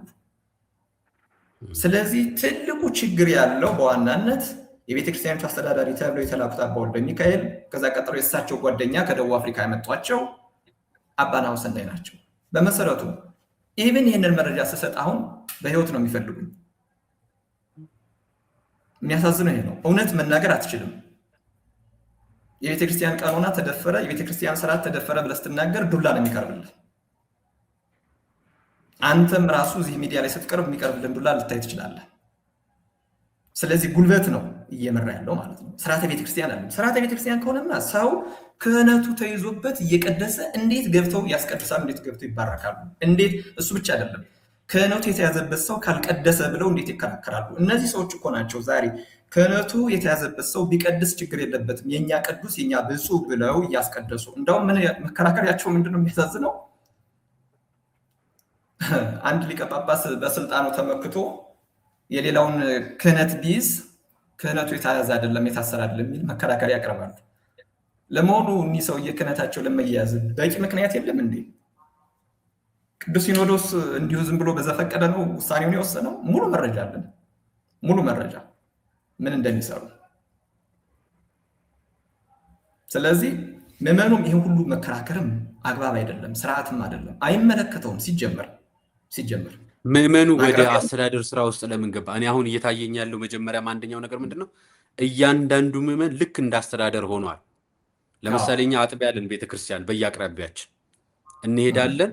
የመጀመሪያ ቅዳሴ የምንገባ ከሆነ ከቅዳሴ ስርዓት ውጭ ቤተ መቅደስ ውስጥ ምንም አይነት ጉዳይ እናከናውንም። ማናችንም ምዕመን ስህተት ካለ ገብተን አስተዳደርን፣ ሰበካ ጉባኤ አመራሮችንም እናናግራለን። የቤተ ክርስቲያንም አመራሮችንም ኃላፊዎችንም እናናግራለን እንደ ስህተት ካለ። ቤተ መቅደስ ውስጥ ግን ምንም ነገር አድርገን አናውቅም። ኢትዮጵያ ውስጥ ብዙ ነገር ማለት ነው። ብዙ ጊዜ ጥሎችም ከተነሱ የሚነሱት በካህናት መካከል ነው ቁርሾ የሚነሳው። አሁን እየገባን ያለው አባ ወልደ ሚካኤል ክህነታቸው ከመነሳቱ ከ2008 ጀምሮ ከ2009 ጀምሮ ደብዳቤው ደርሶኛል እና ያ ችግሩ አንደኛው ወደ ህዝቡ ጋር መውረድ የጀመረው ከዛ በኋላ ይመስለኛል። ከዛ በፊት ግን አባ ወልደ ሚካኤል እንዲነሳ ያደረጋቸው ምክንያት ምንድን ነው? እሺ ጥሩ።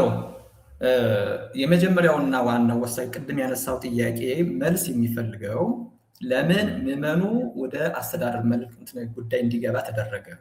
አስተዳደር ጉዳይ አይደለም እኮ። አሁን እኮ አንተ ቄስ ግባ አንተ ቄስ ውጣ እያሉ እኮ ነው ሴቶቹ።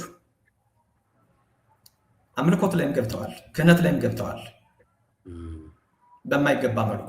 ቤተ መቅደስ ገብተዋል ማለት ነው፣ ቅድስት ውስጥ እንደማለት ነው። ለዛ ነው ድፍረት ተጀምሯል ማለት ነው።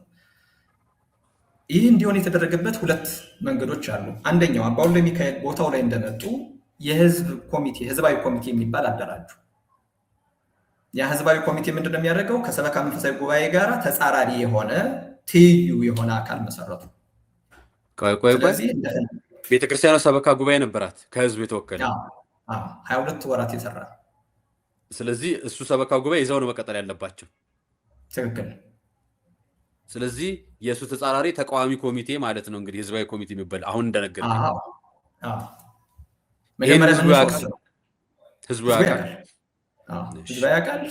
በወቅቱ የነበሩት የሰበካ መንፈሳዊ ጉባኤ አባላትም ሀሳባቸውን መስጠት ይችላሉ፣ ወጥተው እነሱን ማናገር ይቻላል። ስለዚህ የመጀመሪያው ስልት የተጠቀሙት ያንን ህዝባዊ ኮሚቴ የሚባል ማቋቋም ነው። ያ ኮሚቴ እንደፈለገ ይሰራል ማለት ነው። ለእሳቸው የሆነው ታዛዥነቱ ሰበካ ጉባኤውን ያሯሩጣል ማለት ነው። ከሰበካ ጉባኤው ጋር የነበረው ሽኩቻ በዛ ጀምሮ አንድ ጥያቄ አለ። ሰበካ ጉባኤውን ለምን አልፈለጉትም እሳቸው?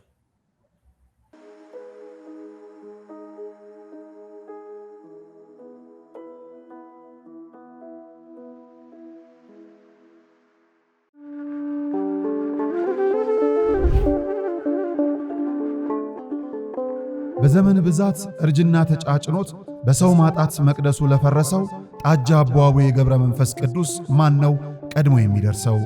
ምድሩ ለምለም ሀገሩ የጀግና ጦርነት ፈተነው እንጂ የማያውቅ ልመና።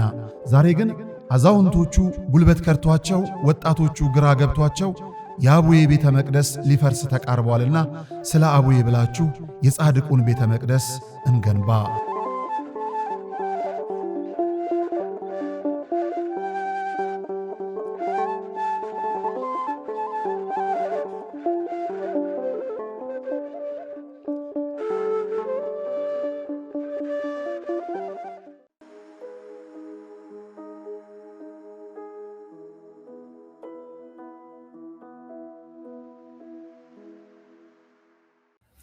ሰበካ ጉባኤውን ለምን እንዳልፈለጉት ከኔ የተሻለ በወቅቱ የነበሩትን ሰዎች 2-3 አባላትን ማናገር ይቻላል።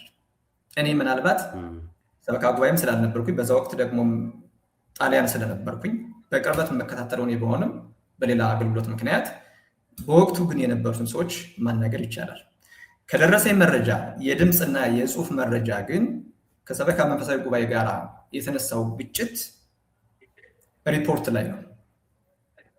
ሪፖርት አቅርባችሁ ውረዱ ተባሉ። ሪፖርት አቅርባችሁም አይደለም ቀጥታ እንዲወርዱ ነው የተደረገው።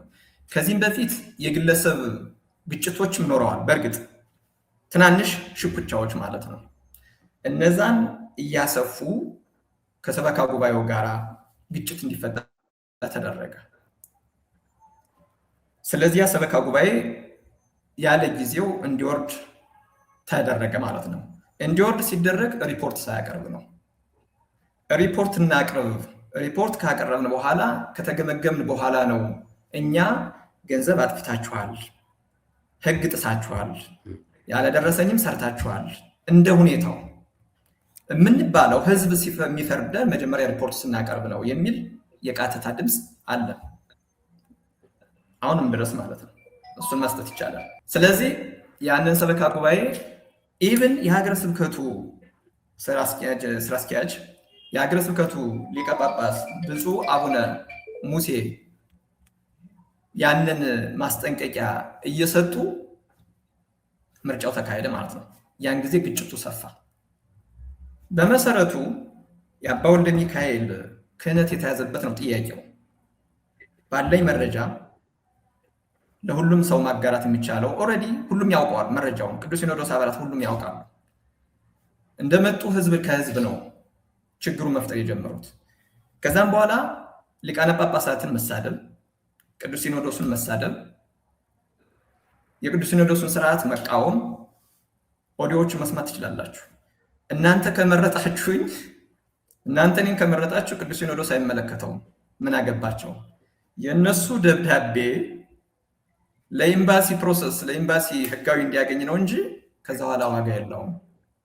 የእኔ ሲኖዶሲ እናንተ ናችሁ፣ እናንተ ከመረጣችሁኝ ማንም አይነቅ፣ እናንተ ስለመረጣችሁኝ ነው የምሰራው የሚል ህዝቡን አእምሮን የመበረዣ መንገድ ተጠቀሙ።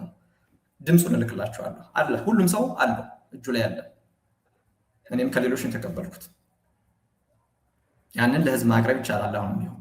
ስለዚህ ህዝቡን በዚህ መልክ አስተዳደራዊ ጉዳይ ላይ እንዲገባ አንድ ላይ እንደውም ህዝቡ ለምሳሌ ተሰብስቦ ለሳቸው እያጨበጨበ ከዚህ በኋላ እርሶ የትም አይሄዱብንም፣ እርሶ ነው የሚመሩን እያለ ቃል ሲሰጥ ህዝቡን ሲያስጨበጭቡ ይሰማል አሁንም ድረስ ማለት ነው። በዚህ መልኩ ህዝቡ አስተዳደራዊ ጉዳይ ላይ እንዲገባ መዋቅሩን እንዲጥስ በቃለ ዓዋዲው ላይ የተሰጠውን መብትና ግዴታ እንዲጥስ ተደረገ። በቃለ ዓዋዲው ላይ የራሱ የምዕመን መብት ግዴታ አለበት። ያንን አሁን ተጥሷል። ስለዚህ ህዝቡ እርስ በራሱ እንዲጋጭ እየተደረገ ነው ማለት ነው። ከማን ጋር ነው የሚጋጨው? ከቤተ ክርስቲያኒቱ ጎን ሆነው ከሚታገሉት ጋር ቀጥታ እንዲጋጭ እየተደረገ ነው ማለት ነው። በነገራችን ላይ 2017 ጀምሮ ሁልጊዜ ፖሊስ እዛ ቦታ ሲሄድ የህጋዊ አስተዳደር አካላት ምዕመኑን ይዘው ያላቸውን ምዕመናን ይዘው እዛ ፖሊጎን የሚባለው ቤተክርስቲያን ላይ ሲሄዱ እኒህ ሰውዬ ቦታው አይገኙም። ማንን ነው የሚልኩት? ምዕመኑን ነው አስታጥቀው ይልኩታል። ምዕመን ሄዶ እንደፈለገ ይጋጫል ማለት ነው። ለዚህ ነው ችግሩ ምዕመኑ ላይ አይደለም። ምዕመን ማወቅ ባለበት ደረጃ አውቆ ከስህተቱ መመለስ አለበት። ጥያቄው የመዋቅራዊ ጥያቄው የቀኖናዊ ጥያቄው የስርዓታዊ ጥያቄ ነው ያለን። የቤተ ክርስቲያኒቱ ልዕልና መከበር አለበት። አንድን ግለሰብ ደግፎ ከታች ከሰበካ መንፈሳዊ ጉባኤ ጀምሮ እስከ ቅዱስ ሲኖዶስ ድረስ መቃወም አይቻልም ነው የኛ ክርክር። ይህ ብቻ አይደለም እኮ በነገራችን ላይ እነሱም እኮ ቅዱስ ሲኖዶስ የሚወስናቸው ውሳኔዎችን በአንድ በኩል እየተቃወሙ ክህነቱ የተያዘበትን ሰው በጉያቸው ይዘው ከዛ ቤተክርስቲያን ገዝተናል ኑና መርቁልን፣ ቤተክርስቲያን ገዝተናል የአባታችን ክህነት መልሱልን እያሉ ብዙ ጊዜ ጥያቄ አቅርበዋል። መሰክር የሚሰጡ ልጆች አሉ። አሁን ከእነሱ ጋር ሆነው ፕሬዚዳንትም ሆነው ምክትል ፕሬዚዳንትም ሆነው ጸሐፊም ሆነው ሂሳብ ሹምም ሆነው ከእነሱ ጋር ሲሰሩ የነበሩ ረጅም ዓመት፣ በኋላ ግን እግዚአብሔር መንፈስ ቅዱስ ነገሩን ሲገልጥላቸው አሁን ወደ ቤተክርስቲያን ተመልሰው ከቤተክርስቲያን ጋር ሆነው እነሱን መልሰው የሚዋጉ የሚታገሉ ወንድሞች እህቶች አሉ። እነሱ ምስክር መስጠት መሆን ይችላሉ። እነሱም ራሱ ባለፈው 2025 ዓመተ ምህረት በግሪኮች አቆጣጠር እነሱም ራሱ ዘረፉ፣ ገንዘብ አጠፉ ምናምን እየተባለ ብዙ ስም ተሰጥቷቸው አሁን በሶሻል ሚዲያ ስማቸው እየተነሳ ሰበካ ጉባኤ ምንድነው አጥቢያ ውስጥ እየተሰደቡ ነው ያሉት። ባለፈው 2 ሳምንት የነበረው አንዱ ግርግር ውስጥ በጣም ስትሰደብ የነበረችው ገንዘብ አጠፋሽ፣ ገንዘብ በላሽ፣ ሀብታሞች ስትባል የነበረችው የነሱ ጸሐፊ የነበረች አሁን ግን የቤተክርስቲያን መዋቅር መጠበቅ አለበት ብላ የምትታገል እህታችን ነች። ብዙ ወንድሞችን መጥቀስ ይቻላል።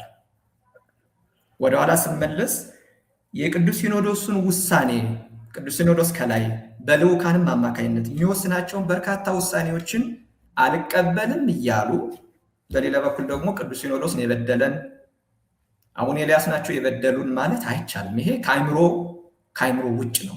አይምሮ ማጣት ነው። እውነት ለመናገር ቃሉ ሊከብድ ይችላል፣ ግን ደግሞ በማስተዋል ለሚመለከተው ሰው ይሄ እኮ አይደለም ከ50 ዓመት 40 ዓመት የሆነው ሰው ይቅርና ኦርቶዶክሳዊ ይቅርና ታች የ5 ዓመት ህፃን ብንጠይቀው እኮ የሚናገረው ጉዳይ እኮ ነው። መሪው የወሰነውን ውሳኔ አልቀበልም ከዛ ደግሞ መሪውን እቃወማለሁ ማለት አይቻልም እኮ። የኔ ነጥብ ይሄ ነው። የኛ እንደ ቤተክርስቲያን እንደ ሰበካ መንፈሳዊ ጉባኤ የምንከራከርበት አባታችን ብፁዕ አቡነ ኤልያስም የሚከራከሩበት ጉዳይ ይሄ ነው። ማህበር የሚባል ነገር አንድ ነገር ልጠይቅ። እሺ አንድ ነገር እንጠይቅ። አንደኛው ነገር ምን ይታየኛል? አሁን ብዙ ነገር አስረድተኛል ማለት ብዙም ሰው ይረዳል ብዬ ተስፋ አደርጋለሁ። በዚህ መነሻ በሚሆኑት ነገሮች አንደኛ ቤተክርስቲያኗ ስትመሰረት ቤተክርስቲያኗ ጋር የተፈጠረው ችግር አሁን ከገባኝ አንጻር ከመጀመሪያው ከነገርከኝ አንጻር የቅዱስ ሲኖዶስ አይመለከተውም ስለኔ እናንተን የሚመለከታችሁ የሚለው አጀንዳ የመጣው ራሱ በኋላ ነው። መጀመሪያ ግን የሰበካ ጉባኤንና የህዝብ ንቅናቄ በመፍጠር ተቃውሞ እርስ በርሱ እዛው የሚጣላና የሚጋጭ ቡድን ቲም በመፍጠር ሰበካ ጉባኤን ማፍረስ የመጀመሪያው ችግር ነው። ሪፖርት አልቀረበም የሚል ቴክስት አይቻለሁ የሆነ ሰው ልኮልኝና ሪፖርት እናቀርብ ብለን አንድ ሰበካ ጉባኤ አባል ናቸው መሰለኝ ላኩልኝ። እናቀርብ ብለን አናቀርብም አሉኝ አሉ። ማለት ሪፖርታችን መቀበል አልፈለጉም። ነገር ግን በዛው ምክንያት ተደርጎ ተበተነ። ስለዚህ የመበተናችን የመጀመሪያው ምክንያት እሱ ነው ብሎ ቴክስት የላከልኝ ሰዋል። ብዙ ሰው ነው ቴክስት የሚልክልኝ። በነገራችን ላይ ቮይስ ልክልኛል፣ ቴክስት ልክልኛል። አሁን እኔ የትኛውንም ቡድን የትኛውንም እንትን አልልም። የምንቆመው ከቤተ ክርስቲያን ጋር ነው። ትልቁ የቤት ስራ መቆም የሚጠበቅብንም ከቤተ ክርስቲያን ጋር፣ ምእመንም እንደ ምእመን ሆነን መቆም የሚጠበቅብን ከቤተ ክርስቲያን ጋር። ቤተ ክርስቲያን በስተት ጎዳና ትሄዳለች ተብሎ አይታመንም። ምክንያቱም ቤተ ክርስቲያን ኩላዊት ነች፣ ንጽሕት ነች። የኛ ችግርም ጭምር ስላለበት ነው። ቤተ ክርስቲያን ተሳሳተች ከተባለ መሳሳት ካለባት እኔ አሁን የምረዳው የቤተ ክርስቲያን መዋቅር ተሳሳተ ብዬ የማምነው አንዲት ነገር አለ። እኚህን አባት ክህነታቸውን ልክ እንዳነሳ ከዛ ሀገር አስወጥቶ ሌላ ሰው መመደብና ሌላ ሰው ሲመደብ እኛ ሰውዬ ከዛ ቦታ እንዲለቁ መደረግ ነበረበት። የመጀመሪያው ስህተት። ምክንያቱም እኛ ሰውዬ እዛ ተቀመጠው የሚመጣውን ሰውዬ እንዲቀመጥ አያደርጉትም። አሁን እየታየኝ ያለው ነገር ማለት ነው። ምናልባት አባ ወልደ ሚካኤልም መጥተው ቢናገሩና ቢያስረዱን ደስ ይለናል። ምክንያቱም ቤተክርስቲያን ልጆቿን ሁሉንም ልጆቿን ትፈልጋለች። ዱርዬውንም ልጇንም፣ ባለጌ ልጇንም፣ ጨዋ ልጇንም፣ ቅዱስ የምትለው ልጇንም፣ መልካም የምትለው ልጇንም ሰብስባ የመንግስት ወራሽ ለማድረግ ነው የምትፈልገው። የቤተክርስቲያን ስርዓት ይሄ ነው። ስለዚህ ቃለ ዓዋዲው ሕገ ቤተክርስቲያናችን የሚያዘን ይሄንን። ሁላችንም በያለንበት ኃጢአት አልሰራን የለንም፣ ያልበደለን የለንም። እንኳን የቤተክርስቲያን መዋቅር የመንግስት ውስጥ እኮ ያልፈጸምነው ወንጀልም ጥፋትም የለም እኮ ብዙ ነገር ሰርተናል። ነገር ግን እያሻሻልን እያስተካከልን ለቀጣዩ ትውልድ መልካም ነገር እየሰራን ለራሳችን የሚጠቅምንና ለነገ ስንቅ የሚሆን ነገር እየተጠቀምን መሄድ አለብን። የእሳቸው ስምምነት ላይ ያየሁት ነገር ወደ ሀገር ተመልሼ እመደባለሁ። አይ ቲንክ አማኑኤል ቤተክርስቲያን ይመስለኛል አዲስ አበባ ሊመደቡ እንደወሰኑም ጭምር መረጃ ደርሶኛል። እውነት ይሁን ውሸት አላውቅም፣ እሳቸው ይናገሩ። እንግዲህ የምጠይቀው አንተ የቤተክርስቲያን መዋቅር ስላለህ ይሄ ችግር አለ። አንድ እንደ መዋቅር እሳቸውን ሲነሱ ሌላው ሰው ከመመደበው በፊት እሳቸውን ከዛ ቦታ መነሳት ነበረባቸው። እዛ ቦታ የሚገኙበት ሊኖር አይገባ። አንደኛው ችግር ቅዱስ ሲኖዶስ አምኖበት ስለወሰነ። ምክንያቱም ከ2009 እስከ 2017 እኮ ማለት 8 ዓመታት ሙሉ ክህነት የላቸው። 8 ዓመት ክህነት የለውም አባት ገብቶ በአቶ ነው እያስቀደሱ ያሉት። አሁን ክህነታቸው የተመለሰው በ2017 ነው። 2017 1 ዓመቱ ነው ገና ካው። ስለዚህ 1 ዓመት ነው ገና ክህነታቸው የተመለሰው። ክህነታቸው ሲመለስ ስልጣናቸውን መልሰው እዛው ቤተክርስቲያን ግቡ ተብለዋል ወይ? አንደኛው ጥያቄ። ሁለተኛው ጥያቄ የሚሆነው ይሄ ሶማቴዮ ዲሚትሪ ነው ዲሚትሮ ነው ምናምን ያልከኝ ቅድም ስሙን እንግዲህ በቋንቋችሁ ስለምረሳው የሃይማኖት ተቋማት የሚመዘገቡበት የሥራ ዝርዝር ነው ያልከኝ። እሱና ይሄ ከተለያየ ለምንድን ነው የሀገሪቷ መንግስት ህግ አካል ፈጽሞ እንዲህ አይነት አካላት በዚህ ረብሻ የሚሳተፉ ከሆነ ዳግመኛ እንዳይገቡ ቤተክርስቲያንም እንዳይመጡ ማድረግ የማይቻለው? በህግ አካል ደረጃ ቤተክርስቲያን አስተዳደር ይህን ማድረግ ስለሚችል ለዚህ ቅዱስ ሲኖዶስ መምጣት የለበትም። መልካም እሺ፣ በአንድ ላይ ብዙ ጥያቄዎችን የተነሱት ምናልባት ማስታወሻ ቢዝ መልካም ነበረ። በዋናነት ግን ለምን እሳቸው ሳይነሱ የሚል ጥያቄ ነው። ቅድም እንዳልኩት ቅዱስ ሲኖዶስ ማድረግ ያለበትን አድርጓል። ቅዱስ ሲኖዶስ ትእዛዝ ነው የሚሰጠው። መንፈሳዊ ተቋም ነው። ሌላ እንደ መንግስት ኃይል የራሱ ኃይል የለውም፣ ግብረ ኃይል የለውም። ስለዚህ ቤተክርስቲያኒቱ ትእዛዝ ሰጠች፣ ክህነት ያዘች። ያንን ስታደርግ ደግሞ አስቀድሞ 2 ማስታወሻዎችን ወይም ደግሞ ማስጠንቀቂያዎችንም ልካለች። በ3ቱም ወደ ኢትዮጵያ እንዲመለሱ የሚል ነው። ወደ ኢትዮጵያ መጥተው ሌላው ለማን የተጻፈ? ይቅርታ ጥያቄ የምጠይቅህ። ለአባ ወልደ ሚካኤል የተጻፈው። አባ ወልደ ሚካኤል ሲሾሙ ለግሪክ መንግስት ደብዳቤ ጽፋለች ቅዱስ ሲኖዶስ ቤተክርስቲያን። ለግሪክ መንግስት አባ ወልደ ሚካኤል መነሳታቸውና ከሀገር እንዲመለሱ የሚል ደብዳቤ ጽፋለች። ቅድም ያልኩት እኮ ነው። ለግሪክ መንግስት ራሱ ለግሪክ መንግስት። እሺ፣ እሱን ካደረገች ትክክል። በጣም ጥሩ። ቤተክርስቲያኒቱ ለግሪክ መንግስት ብቻ አይደለም፣ ለግሪክ ቅዱስ ሲኖዶስም ልካለች፣ ለፍርድ ቤቱም ልካለች። በጣም ብዙ ደብዳቤዎች ነው የተጻፉ። ለኢትዮጵያ መንግስትም ጽፋለች በርካታ ጊዜ። ቅድም እኮ ተናግሬያለሁ። ክብር አምባሳደር የሮም የነበሩት ግሪክ ድረስ በዚህ ጉዳይ መጥተው ለመዳኘት ሞክረዋል። እኒህ ሰውዬ ከቤተ ክርስቲያኒቱ አስተዳደር ስለተነሱ ወደ ቦታቸው ወደ ኢትዮጵያ መመለስ አለባቸው ብለው ሞክረዋል፣ አልተሳካም። ከዛም ባሻገር የግሪክ ሃይማኖት ሚኒስቴርም እኮ እውቅና ለቤተ ክርስቲያኒቱ የሚሰጣት ከሀገር እንዲወጡ የመኖሪያ ፈቃዳቸውን ሪቮክ አድርጓል። እሱም ብቻ አይደለም፣ ያን የመኖሪያ ፈቃዳቸው ምክንያቱ መጀመሪያ የገቡት በስራ ነው። በስራ ምክንያት ነው የገቡት፣ መንፈሳዊ ስራ በሚል ማለት ነው። ስለዚህ ስራቸው ስለተቋረጠ ከሀገር መውጣት አለባቸው ብሎ የግሪክ መንግስት ወስኖባቸዋል። ከወሰነባቸው በኋላ አሳይለም ነው የጠየቁት። አሳይለም አንድ ጊዜ ጠየቁ፣ ሪጀክት ተባሉ። ሁለተኛ ጠየቁ፣ ሪጀክት ተባሉ። ሪጀክት ከተባሉ ከሰኔ ማለት ከየካቲት 17 2025 በፈረንጆች በኋላ ዲፖርት ተብለዋል። አሁን ዲፖርት ስታተስ ላይ ነው ያሉት። ይህን ያውቃሉ እሳቸው። ቤተክርስቲያኒቱ ደግሞ እሳቸውን ትክክል ነው ትፈልጋቸዋለች። ይምጡና ኢትዮጵያ ያገልግሉ፣ ኢትዮጵያ መጥተው እንዲያገለግሉ ብላ በተደጋጋሚ ጠርታቸዋለች። የመጀመሪያ ማስጠንቀቂያ ደብዳቤዎች ላይም ብላለች። በኋላም ሪፖርት ላይ ብፁዕ አቡነ ኤልያስ ለቅዱስ ሲኖዶስ ሪፖርት ካቀረቡም በኋላ ወደ ኢትዮጵያ እንዲመጡ ጥሪ ቀርቦላቸዋል በርካታ ጊዜ። ሌላው ይቅርና ምንም እንኳን መዋቅሩን በትክክል ጠብቀው ባይመጡም ቀሲስ በላይ የዛን ጊዜ ምክትል ስራ አስኪያጅ ነው የነበሩት። እሳቸው እንኳን መጥተው ለምነዋቸዋል። ሌሎችም አባቶች ብዙ ጊዜ ለምነዋቸዋል። ይሄዱና ኢትዮጵያ ከአባቶች ጋር 2018 ላይ ቅድም ያልኩት ብፁዕ አቡነ ኤልያስ እና ብፁዕ አቡነ ሪያቆስ መጥተው እኮ ውሳኔ ሲወስኑ ወደ ኢትዮጵያ ይሄዱና በኢትዮጵያ ክህነቶትን አስመልሰንልዎት ከቅዱስ ሲኖዶስ ጋር አስታርቀንዎት እዛ ይሰራሉ ብለዋቸዋል። እንደውም የሰጧቸው ቃል የነበረው መጀመሪያ አባ ገብረ ኢየሱስ ይሄዳሉ። ነገር ግን እርስዎ ደግሞ አባ ወልደ ሚካኤል እዛ ቅዱስ ሲኖዶስ ሂደን እስከምናስታርቀዎት የ2 ወር ጊዜ 2 ወይም 3 ወር ጊዜ ይስጡንና ክህነቶት ተመልሶ ኢትዮጵያ ያገለግላሉ ብለው ብፁዕ አቡነ ኤልያስ እና ብፁዕ አቡነ ሪያቆስ ለምነዋቸዋል። ኦኬ፣ ይህንን አልተቀበሉም። 2025 ላይ የባለፈው ብፁዕ አቡነ ጴጥሮስ እና ብፁዕ አቡነ ጢሞቴዎስ የመጡ ጊዜም የተወሰነ ውሳኔ ይኸው ነው። እሳቸው በኢትዮጵያ ሄደው ክህነታቸው ተመልሶላቸው እንዲያገለግሉ ተብሎ ነው። ያ ክህነት ተመለሰ ያልነው ቅድም ኢትዮጵያ ሄደው እንዲያገለግሉ ለማባቢያ ያክል ነው። የአባታችን ክህነት ካልተመለሰ አስከሬን ይወጣል፣ አንታረቅም፣ ውሳኔውን አንቀበልም እያሉ ሲጮሁ ድምፁ አለ፣ እንሰጣቸዋለን። እኔ ብቻ አይደለውም፣ እኔ ሳይሆን ምስክርነት የምሰጠው ብፁዕ አቡነ ጢሞቴዎስ እና ብፁዕ አቡነ ጴጥሮስን መጠየቅ ትችላላችሁ፣ በእርግጠኝነት ይናገራሉ። ብፁዕ አቡነ ኤልያስንስ መቼም እነሱ ያው ካቴጎራይዝ አድርገዋቸዋል መጀመሪያ። ስለዚህ ትግሉ ምንድነው? ግለሰባዊ የሆነ ግለሰብን የመደገፍ እንጂ ቤተክርስቲያንን የመደገፍ አይደለም። ቤተክርስቲያኒት በርካታ ጊዜ ለምናቸዋለች። እንዳልኩ 2025 ላይም ሂደው ቤተክርስቲያን እዛው ኢትዮጵያ ኦርቶዶክስ ቤተክርስቲያን ውስጥ ኢትዮጵያ እንዲሰሩ ነው የወሰነችው። ለዛ ነው ያ ስምምነት ሀሳብ የተቀመጠው።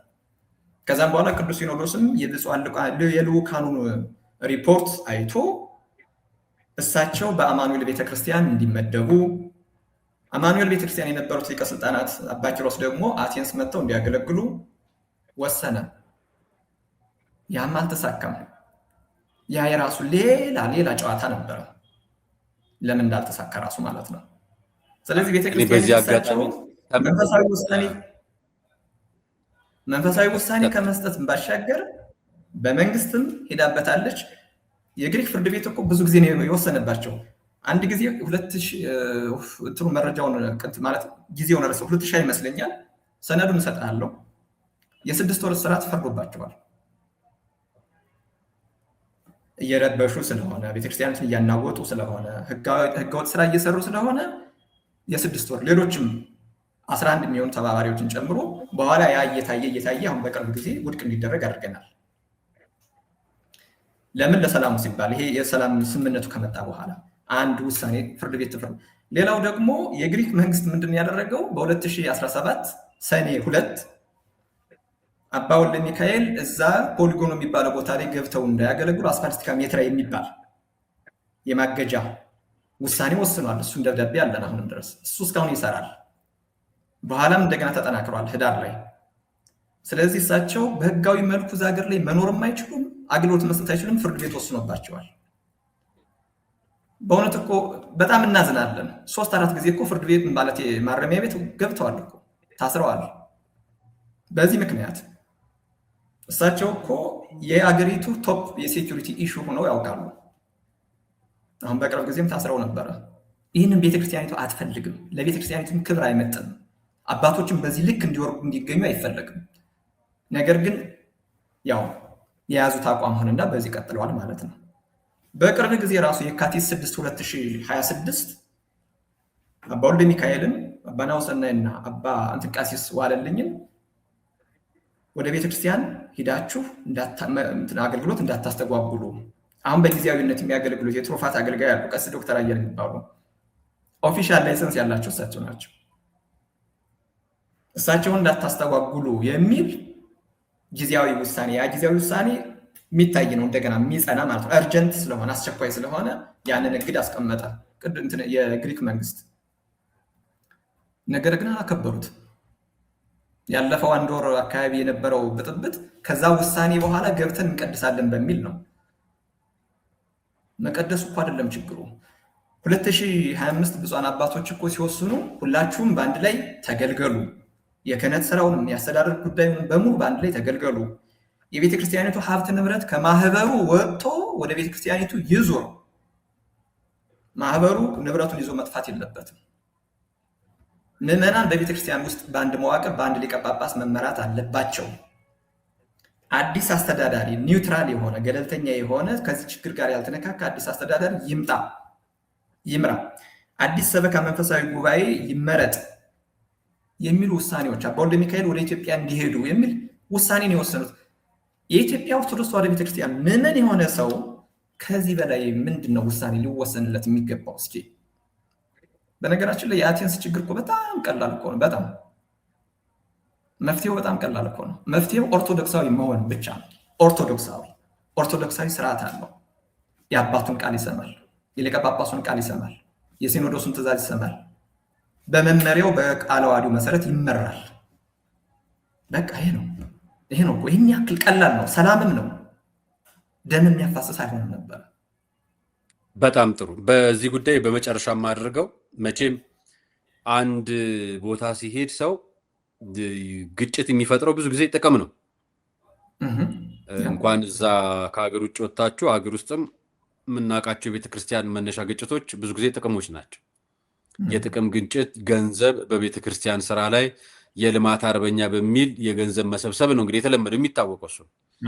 በጉቦ የሚቀጠር ካህን፣ በጉቦ የሚቀጠር ዲያቆን፣ በጉቦ ምናምን በቃ በጣም ብዙ የምናውቀው ለቤተክርስቲያን የማይመጠን ስም ያላቸው በዚህ ተግባር የተሰማሩ ብዙ ሰዎች እንዳሉ እናውቃለን። አሁን እኛ አንድ ነገር ልምጣ። እናንተም ጋር ወደ 430 ሺህ ነው 450 ሺህ የሚጠጋ ዩሮ ገንዘብ የቤተክርስቲያኑ አካውንት ላይ የነበረውን ወደ ማህበሩ አካውንት ተዛውሯል። አንደኛው ጥፋት መዛወር አልነበረበትም ነው። እናንተ ፍርድ ሂደት ላይ ነው ያላችሁት። ጥሩ። ሁለተኛው ጥያቄ ደግሞ ይሄ አንደኛ መደረግ አልነበረበትም። አንደኛ ምክንያቱም ከአንድ የቤተ ክርስቲያን የሃይማኖታዊ ተቋም ወደ አንድ ሲቪል ተቋም ብር አዛውሮ ከዛን ደግሞ መከራከር ተገቢም ስላልሆነ መጀመሪያ ብሩ ማዛወሩ ትክክል አይደለም። ከተዛወረ በኋላ ደግሞ መልሱልኝ የሚል ክርክር ነው። ሌላኛው በጣም አደገኛው ነገር የሚሆነው ምንድን ነው? ቤተክርስቲያን ላይ ያለው ችግር አሁን የሚታየኝ ማለት ነው። የተገዛ የሴቶች ገዳም አለ። የተገዛው በማህበሩ ስም ነው። የማህበሩ አባላት የሚያውቁት ደግሞ የቤተክርስቲያን ነው በሚል ነው የሚያውቁት። ቤተክርስቲያን ገዝቷል በሚል ነው የሚያውቁት። እኔ ካለኝ ከደረሰኝ ከግዢው መረጃ ጨምሮ ማለት ነው። ሌላኛው ደግሞ የተገዙ በቤተክርስቲያኑ ስም የተገዙ 2 መኪኖች አሉ። መኪኖቹ አሁንም የተገዙት ልክ እንደ ቤተክርስቲያን ንብረት ነው ተብሎ እንደተያዘው ስንት ሺህ ካሬ መሬት፣ ይሄኛውም 2 መኪና የሚይዙትና የሚያስተዳድሩት ግለሰቦች አሉ። አሁን እየሰማሁት ያለሁት ግለሰቦቹ ነጋዴ ናቸው፣ ለግላቸው ሊጠቀሙበት ህዝቡን ያበረታቱታል፣ ያደራጁታል የሚል መረጃ ሰማለሁ። እውነት ይሁን ውሸት እነሱ ይናገሩ። እናንተ ግን በቤተክርስቲያን ገንዘብ እየተከራከራችሁ እንዴት መሬት ሊገዛ ቻለ? ይሄስ እንዴት ደግሞ ግለሰቦች የሚጠቀሙበት መኪና ልትገዙ ቻላችሁ? አሁንም በቤተክርስቲያኗ ስም ነው ትላላችሁ፣ ነገር ግን ማህበር ነው እንደገና ትላሉናላችሁ። መሰረታዊ ነገር ቤተክርስቲያንን ብዙ ጊዜ የጭቅጭቅ መንስኤ የሚሆነው የጥቅም ጉዳይ ሲመጣ ነው። የጥቅም ጉዳይ ደግሞ ከቤተክርስቲያን ቀኖና ህግና ስርዓት ከዶግማና ከቀኖና ስርዓት ውጪ ነው። አንደኛው ነገር ቤተክርስቲያን ገንዘቧን አሳልፋ ከሰጠች በኋላ አሁን በፍርድ ቤት የተከራከረች ነው። ገንዘቧ በነበራት 430 ሺህ ዩሮ መሬት ተገዝቶበታል አንደኛው። ሁለተኛው ደግሞ መኪና ገዝተው እየሰሩበት ወይ የተጠቀሙበት ያሉ ግለሰቦች አሉ የሚሉ አጀንዳዎች ተነስተዋል። እኔ ጋር የመጡትን መረጃዎች ነው ማነሳለሁ። እውነት ይሁን እውነት ውሸት፣ እነዛም ሰዎች ሲመጡ የራሳቸውን እውነት ይናገራሉ። እኔ ግን የማቀርበው እንደ አንድ ቤተክርስቲያን ልጅ ቤተክርስቲያኗ ይሄን አሳልፋ ሰጥታ እየተከራከረች ከሆነ ሌሎቹ ምዕመናን ተገቢስ ነው ወይ እንዲመደረጉ? ንብረት ሲገዛ ንብረቱንስ እንዳይገዛ ማድረግ ገንዘቡንስ ማሳገድ አይቻልም ነበር ወይ? ቤተክርስቲያኗ በትክክል የራሷ ከነበረ ካልነበረ ደግሞ የማህበሩ ከሆነ ደግሞ በማህበርነቱ ይቀጥል። ገንዘብ ከምዕመናን ነፍስ አይበልጥም፣ ትርፍ ነው። መጀመሪያ ምዕመናን ላይ መስራት ለምን አልተቻለም? እነዚህ ነገሮች አያይዘ እንድትመልስ ሊፈልግ ስለማይነጣጥሉ ሀሳቦች። እሺ፣ በጣም ጥሩ፣ ትክክል ነው። የችግሩ አሁን ዋና አንኳር ጉዳይ የጥቅም ጉዳይ ነው ማለት ይቻላል። ለምን ያ ማህበርም ራሱ ከቤተ ክርስቲያኒቱ ጉያ እንዲወጣ የተደረገው አባ ወልደ ሚካኤል ጣውዬ ወደ ኢትዮጵያ እንዳይባረሩ እንዳይወጡ እሳቸውን ሴፍ ለማድረግ ነው፣ እሳቸውን ለማዳን ማለት ነው። ለዛ ጥቅም ተብሎ ነው ያንን መተዳደርን ከወደቀበት አቧራውን አራግፈው እንደ አዲስ ወደ ማቋቋም የሄዱት።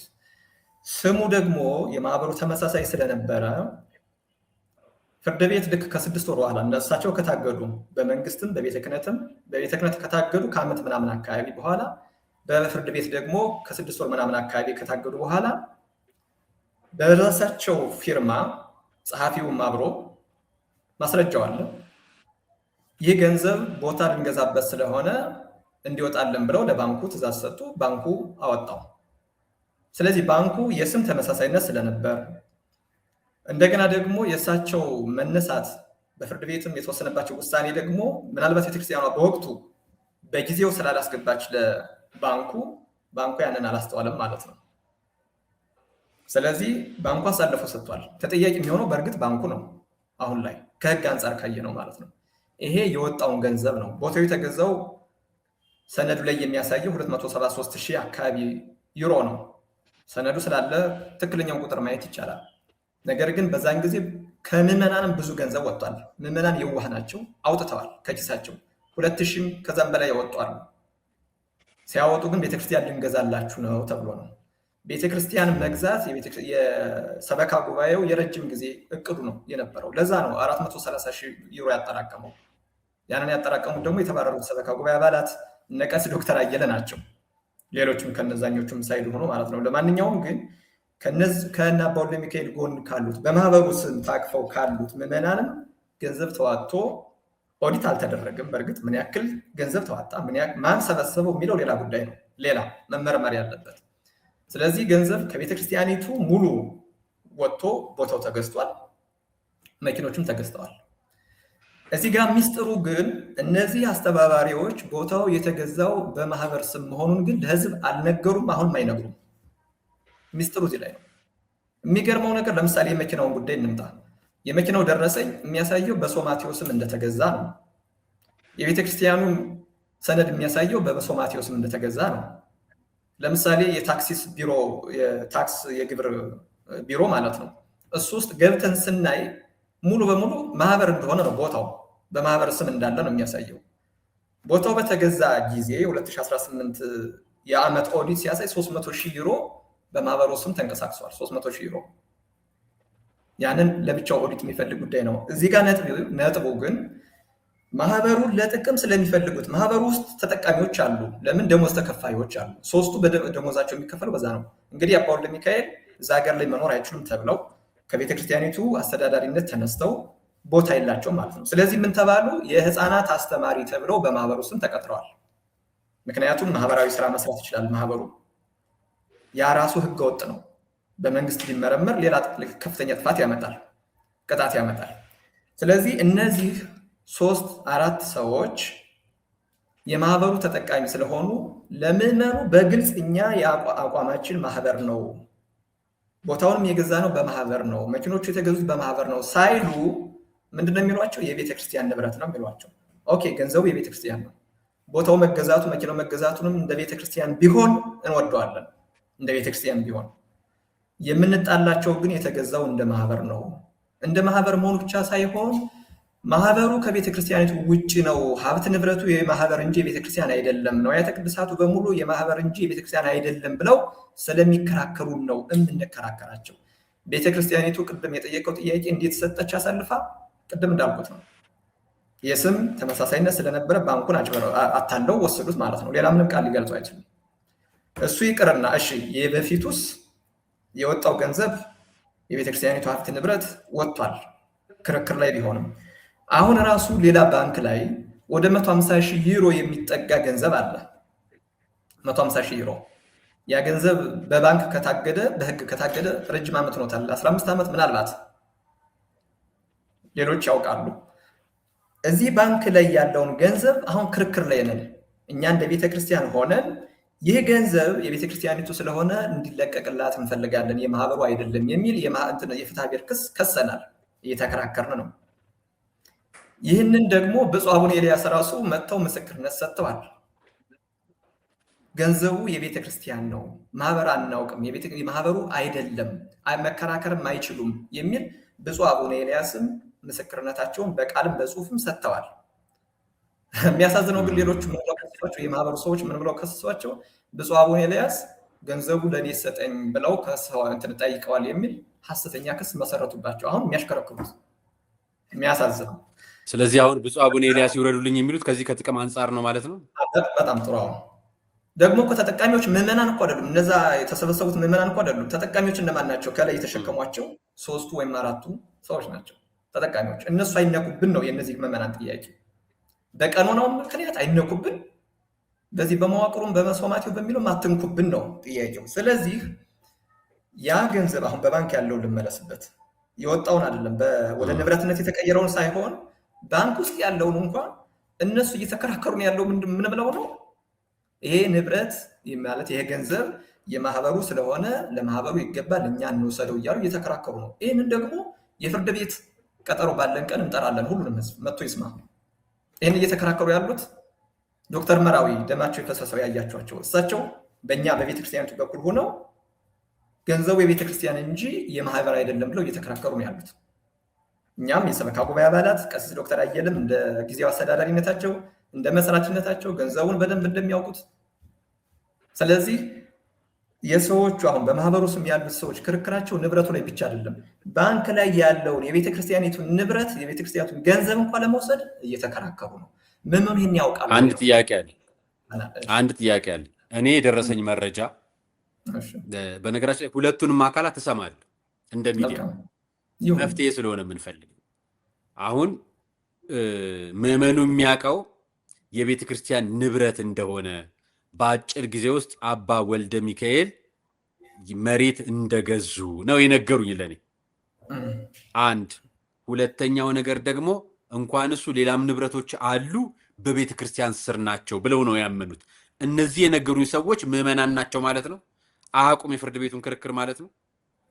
እንግዲህ ያውቃሉ አያውቅም መድኃኒዓለም እና እነሱ ናቸው የሚያውቁት። እኛ ደግሞ ማረጋገጫችን ማስረጃ ነው። እኔ እናንተ ልንግባባ የምንችለው በማስረጃ ነው አይደለም? ከዛ ውጪ እነሱ አሁን የነገሩኝ ንግግር ንብረቱ የቤተ ክርስቲያን ብለው ነው የነገሩኝ። አሁን አንተ እንዳልከኝ የቤተ ክርስቲያን ነው ብለው ነው እየነገሩኝ ያሉት።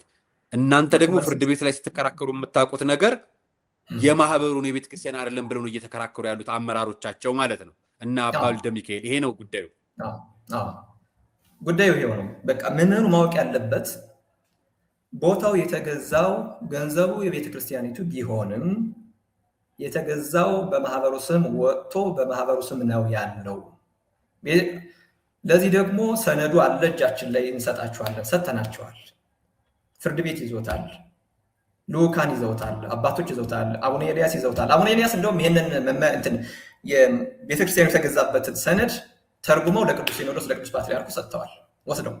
ባለፈው ግንቦት የሄዱ ጊዜ ቅዱስ ሲኖዶስ ያውቃል በደንብ ማለት ነው። ለዚህ ነው ቅዱስ ሲኖዶሱ እናንተ ያንን ሳታስተካክሉ አንረከባችሁም ያሏቸው። ለምን? ተበላሽቷል። ኦልሬዲ በማህበር ስም ያሉት ሶስቱ ሊቃነ ጳጳሳት ቦታው ሄደው ነበረ። ባለፈው ሄደዋል። አንባረክም ነው ያሉት። ኦኬ ገብተው ወጥተዋል። ትክክል ነው። ጸሎት አድርገውም ሊሆን ይችላል ቅዱስ ታቦት ስላለበት። ግን ይህ ቦታ የቤተክርስቲያኒቱ እንዲሆን መስራት አለባችሁ፣ አንድ ሆናችሁ ይህንን ቦታ ወደ ቤተክርስቲያን መመለስ አለባችሁ ብለው እንዳውም ቃል በቃል ብፁዕ አቡነ ጢሞቴዎስ በኃይለኛ ተናግረዋቸዋል። ስለዚህ ታቦት አለ ቤተክርስቲያን ውስጥ የተገዛበት ስፍራ ውስጥ ታቦት አለ እንዳለ እንግዲህ ይነግሩናል። እናያለን። ቅዳሴ አይቀደስበትም። ከተገዛ ጊዜ ጀምሮ የተዘጋበትን ጊዜ ትክክል አላስታውሰው። ምናልባት 2 ዓመት 3 ዓመት አካባቢ ያክል ቀድሰውበታል፣ አገልግሎት ሰጥተውበታል። በኋላ ሃይማኖት ሚኒስትሩ ጳጳስ ሳይባርከው ነው ቅዳሴ የሚቀደስ? ሳይባርከው። ጥሩ ጥያቄ። አንድ ቦታ አንድ ቤተ መቅደስ አገልግሎት የሚሰጥበት ወይ ጳጳስ አሊያ ደግሞ ቆሞስ ሲባርከው ነው በስርዓተ ቤተክርስቲያን። የሊቀ ጳጳሱን ፈቃድ ደግሞ ያስፈልጋል። ጳጳሱ ያልባረከው ጳጳሱ ያልፈቀደው ቤተ መቅደስ እንደ ምድረ በዳ ነው የሚቆጠረው። ስለዚህ 3 ዓመት አካባቢ ያክል ሳይባረክ ተገልግለውበታል። ነጥቡ ከቀኖና ጋር ይያያዛል ከስርዓተ ቤተክርስቲያን ጋር ማለት ነው። በኋላ ግን ሃይማኖት ሚኒስቴሩ አገደ። ሃይማኖት ሚኒስቴሩ ያገደው ደግሞ የሃይማኖትን ስራ አጠቃላይ የሚከታተል ስለሆነ ቦታው የአምልኮት ፈቃድ የለውም። ቦታው ሲገዛ ራሱ በጣም በርካታ ችግሮች አሉበት። የባለቤትነት ችግር አለበት፣ የዲዛይን ችግር አለበት። እሱን እኔ አይደለሁም ይህንን መረጃ የምሰጠው። አቶ ዮሴፍ ጡም የሚባሉ አሁን ከቤተክርስቲያኒቱ ጎን ሆነው ብዙ መከራ እየተቀበሉ ያሉ፣ በፊት ግን የማህበሩ ፕሬዚዳንት ለ3 ተርም የነበሩ አሁን ቃል መስጠት ይችላሉ። በጣም ጥሩ። አቶ ዮሴፍ ናቸው። ያ ቦታ ሲገዛ ስህተት አለበት፣ መመርመር አለበት፣ ወደ ቤተክርስቲያን መግባት አለበት። አሁን የቤተክርስቲያንን ችግር ምንድነው ለቤተክርስቲያን ያለን አስተሳሰብ አይደለም እንስተካከል ባሉ ጊዜ ያው ልክ የ2016 የነበረው ምርጫ የፈረንጆች ማለት ነው 2016 ላይ የነበረው ምርጫ ሪፖርት ሳያቀርቡ ዘረፉ፣ ሰረቁ ምናምን ተብለው እንደተባረሩት ያሁኑንም ምንም እንኳን ያሁኑ የማህበር አስፈጻሚ ቢሆንም ተመሳሳይ ስልት ነው የተጠቀሙባቸው። ሪፖርት ሳያቀርቡ በላያቸው ላይ ምርጫ ተካሄደ። ሪፖርት እናቅርብ፣ ነገር ግን ወደ ቤተክርስቲያን መግባት አለብን ብለው ጥያቄ እያቀረቡ ብፁዕ አቡነ ኤልያስ ራሱ በማህበር የምታደርጉት እንቅስቃሴ አቁሙ፣ ወደ ቤተክርስቲያን ተመለሱ፣ ሀብት ንብረት መልሱ፣ የቤተክርስቲያኒቱ ሀብት ንብረት ስለሆነ እንዲመለስ ብለው ለእነሱም ጽፈዋል፣ ለቅዱስ ፓትርያርኩም ጽፈዋል። ተደጋጋሚ ደብዳቤ ማለት ነው። ስለዚህ እዚህ ጋር ነጥቡ ምንድን ነው? እነዚህ ንብረቶች የተያዙት አሁን ላይ በማህበር ስም ነው። ያ ወደ ቤተክርስቲያን መዞር አለበት። ማህበር የሚባል ነገር አሁን ላይ አስፈላጊም አይደለም። ቤተክርስቲያኒቱ ራሷን ችላ ሀብት ንብረቷን መያዝ ትችላለች። ወደዚህ ይመለስ ነው። እነዚህ ካህናት እኮ አለመታደል እንጂ በቤተክርስቲያኒቱ ውስጥ ሆነው እኮ ተከብረው አንቱ እየተባሉ የሚኖሩ ሰዎች እኮ ናቸው። ምን እንደነካቸውና ምን እንደሚያሳስባቸው አላውቅም። ማህበር ውስጥ ለምን መወሸቅ አስፈለገ? እሺ ማህበር ውስጥ ገቡ። አንዱ ፕሬዚዳንት፣ አንዱ ጸሐፊ ሆኖ አሁን እየታገሉ ነው ያሉት። ለምንድን ነው ለህዝቡ የማይነግሩት? ግልጹ ነው። እኛ ማህበር ነን እናቁም አላሉ። ለህዝቡ አልነገሩትም። ህዝቡ አሁን የሚያውቀው እንዳልከው ምናልባት አብዛኛው የሚያውቀው የቤተክርስቲያን አገልግሎት እየሰጡ እንደሆነ፣ ቦታውን በቤተክርስቲያን እንደተገዛ፣ መኪኖቹን በቤተክርስቲያን እንደተገዙ ሊሆን ይችላል። እውነታው ግን እኛ ማስረጃ የምንሰጣችሁ መኪናውም ቦታውም የተገዙት በማህበር ስም ነው። ማህበሩ ደግሞ ድንገት ቢፈርስ የሆነ ነገር ቢያጋጥመው የራሱ መተዳደሪያ ደንብ ላይ አንቀጽ 32 ይመስለኛል መጨረሻ አካባቢ ላይ ሀብት ንብረቱን በሙሉ የሚያስረክበው ለተመሳሳይ ሌላ ድርጅት ወይም ለግሪክ መንግስት ነው፣ ለቤተክርስቲያን አይልም። ለምን? ከቃለ ዓዋዲው ጋር አብሮ ስለማይሄድ። ለምን? ቤተክርስቲያኒቱን አይደለም የሚያጣቅሰው ወይም የላይ ማዋቀሩ ቤተክርስቲያን አይደለም። ስለዚህ የሀብት ንብረት አይበለውና ማህበሩ ቢሰረዝ ወዴት ነው የሚሄደው? ወደ ሌላ ባዕድ አካል ነው የሚሄደው። ያ ነው እንግዲህ ነጥቡ። በጣም ጥሩ። የመጨረሻ መፍትሄ እንዲሆን ማህበር ውስጥ ያሉት ምዕመናን ኦርቶዶክሳውያን ናቸው። አሁን ብፁዕ አቡነ ኤልያስንም እየተቃወሙ ያሉትን ብዬ የማስበው ካልተሳሳትኩ ልክ ነህ? ትክክል። እነሱ ናቸው። እሺ እነሱ ከሆኑ አሁን ምዕመኑ ተሳስቸው ከሆነ ቤተክርስቲያን የምትፈልጋቸው ከሆነ የቤተክርስቲያን አባቶች ወይም እናንተ ጥሪ እንድታስተላልፉላቸው እድሉን ልስጥህ።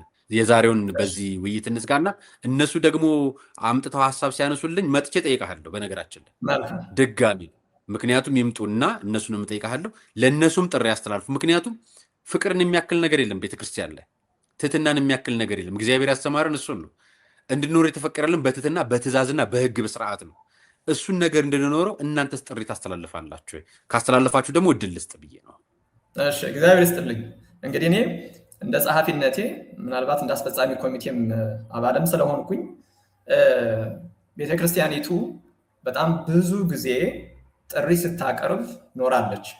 በቅዱስ ፓትርያርኩም በቅዱስ ሲኖዶስ አባላትም ታች ባሉ በሰበካ መንፈሳዊ ጉባኤ የአስተዳደር አባላትም እንዲሁም በሊቀ ጳጳሳችን በብፁዕ አቡነ ኤልያስም ከብፁዕ አቡነ ሙሴ ጀምሮ በርካታ ጊዜ የሰላም ጥሪ ስታቀርብ ቆይታለች።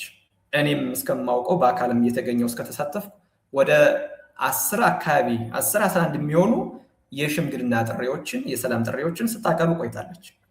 የመጨረሻው የዛሬ ወር አካባቢ የነበረው እርስ በራሳችን ልናደርገው የነበረው የሰላም ጥሪ ነው። ካህናት ሁሉም አብረው እንዲያገለግሉ። ሌላው ከዚህ በፊት በተለይ 2025 ላይ ብፁዓን አባቶች መጥተው የወሰኑት ውሳኔ ተግባራዊ እንዲሆን ጥሪ አቅርበን ነበር። ያን አልተቀበሉትም። ስለዚህ ለምዕመናን የሚኖረኝ ጥሪ እንደ ሰበካ መንፈሳዊ ጉባኤ ጸሐፊነቴ የሚኖረኝ ጥሪ ኦርቶዶክሳዊ እንሆን፣ የቤተ ክርስቲያኒትን ትእዛዝ እንቀበል። የእኛ ጉዳይ እገሌ ግባ እገሌ ይውጣ አይደለም። የቤተ ክርስቲያኒቱ ትእዛዝ፣ የሲኖዶስ ትእዛዝ፣ ውሳኔዎቹ ይከበሩ፣ ቀኖና ይከበር። ወደ ነበረ ፍቅራችን እኔ እንኳ ረጅም ጊዜ አብሬያቸው አልኖርኩም። ረጅም 40 ዓመት 50 ዓመት 30 ዓመት አብረው የኖሩ በጣም በፍቅር የሚታወቁ ህዝቦች ዛሬ ላይ በተሳሳተ መንገድ በተሳሳተ አስተምህሮ እርስ በራሳቸው ደም እየተፋሰሱ ነው ያሉት። ይሄ ክርስቲያናዊም ኢትዮጵያዊነትም አይደለም። ይህ መቆም አለበት። አባቶች ወስነው የሰጡን ውሳኔ አለ። እነዚህ ውሳኔዎችን ሁሉም ደርሷቸዋል። በሊቃነ ጳጳሳት የጸደቀ ነው። ቅዱስ ሲኖዶስ ያጸደቀው ነው። ስለዚህ ያንን ውሳኔ ተግባራዊ እናድርግ። ከዚህ በፊት የተወሰኑ ውሳኔዎችንም የቤተክርስቲያኒቱን ድምፅ እንስማ። መዋቅር መከበር አለበት። ማህበር የሚባለው ነገር ሀብት ንብረቱን ለቤተክርስቲያኒቱ ማስረከብ አለበት። ቤተክርስቲያኒቱ የምታውቃቸውና እውቅና የሰጠቻቸው ካህናት ማገልገል አለባቸው። አዲስ አስተዳዳሪ መጥቶ ገለልተኛ የሆነ ሁሉንም በእኩልነት መምራት አለበት። አዲስ ሰበካ መንፈሳዊ ጉባኤ ከምንም ያልተነካካ መጥቶ መመረጥ አለበት። በዚህ መልኩ ህዝቡ ወደ ሰላም መመለስ አለበት። ህፃናት ከእጃችን እየጠፉ ነው ያሉት። በዚህ 12 ዓመት ውስጥ ብዙ ህፃናትን ማሳደግ እንችል ነበር። ብዙ ዲያቆናት ማፍራት እንችል ነበረ። እነዚህ ቅድም ያየናቸው ሁለት ያየናቸው ብፁዕ አቡነ ኤልያስን ሽቅ ወደ ላይ ሲያወግዙ ያየናቸው ህዝቦች እስኪ መቼ ነው ንስሐ የገቡት? እስኪ ጠይቁልን። የትኞቹ ናቸው አላግባብ ከሆነ ህይወት ውስጥ እያንዳንዳቸው እናውቃቸዋለን እኮ እውነት ለመናገር ምን አይነት ህይወት ውስጥ እንዳሉ ቢያውቁ ኑሮ እኮ ቀኖና ቤተክርስቲያን ምንድን ነው፣ ክብረ ክህነት ምንድን ነው፣ ክብረ ምንድን ነው፣ ምስጢረ ጥምቀት ምንድን ነው የሚለውን እኮ ቢያውቁ እኮ እንደዚህ አይሆኑም ነበር እኮ።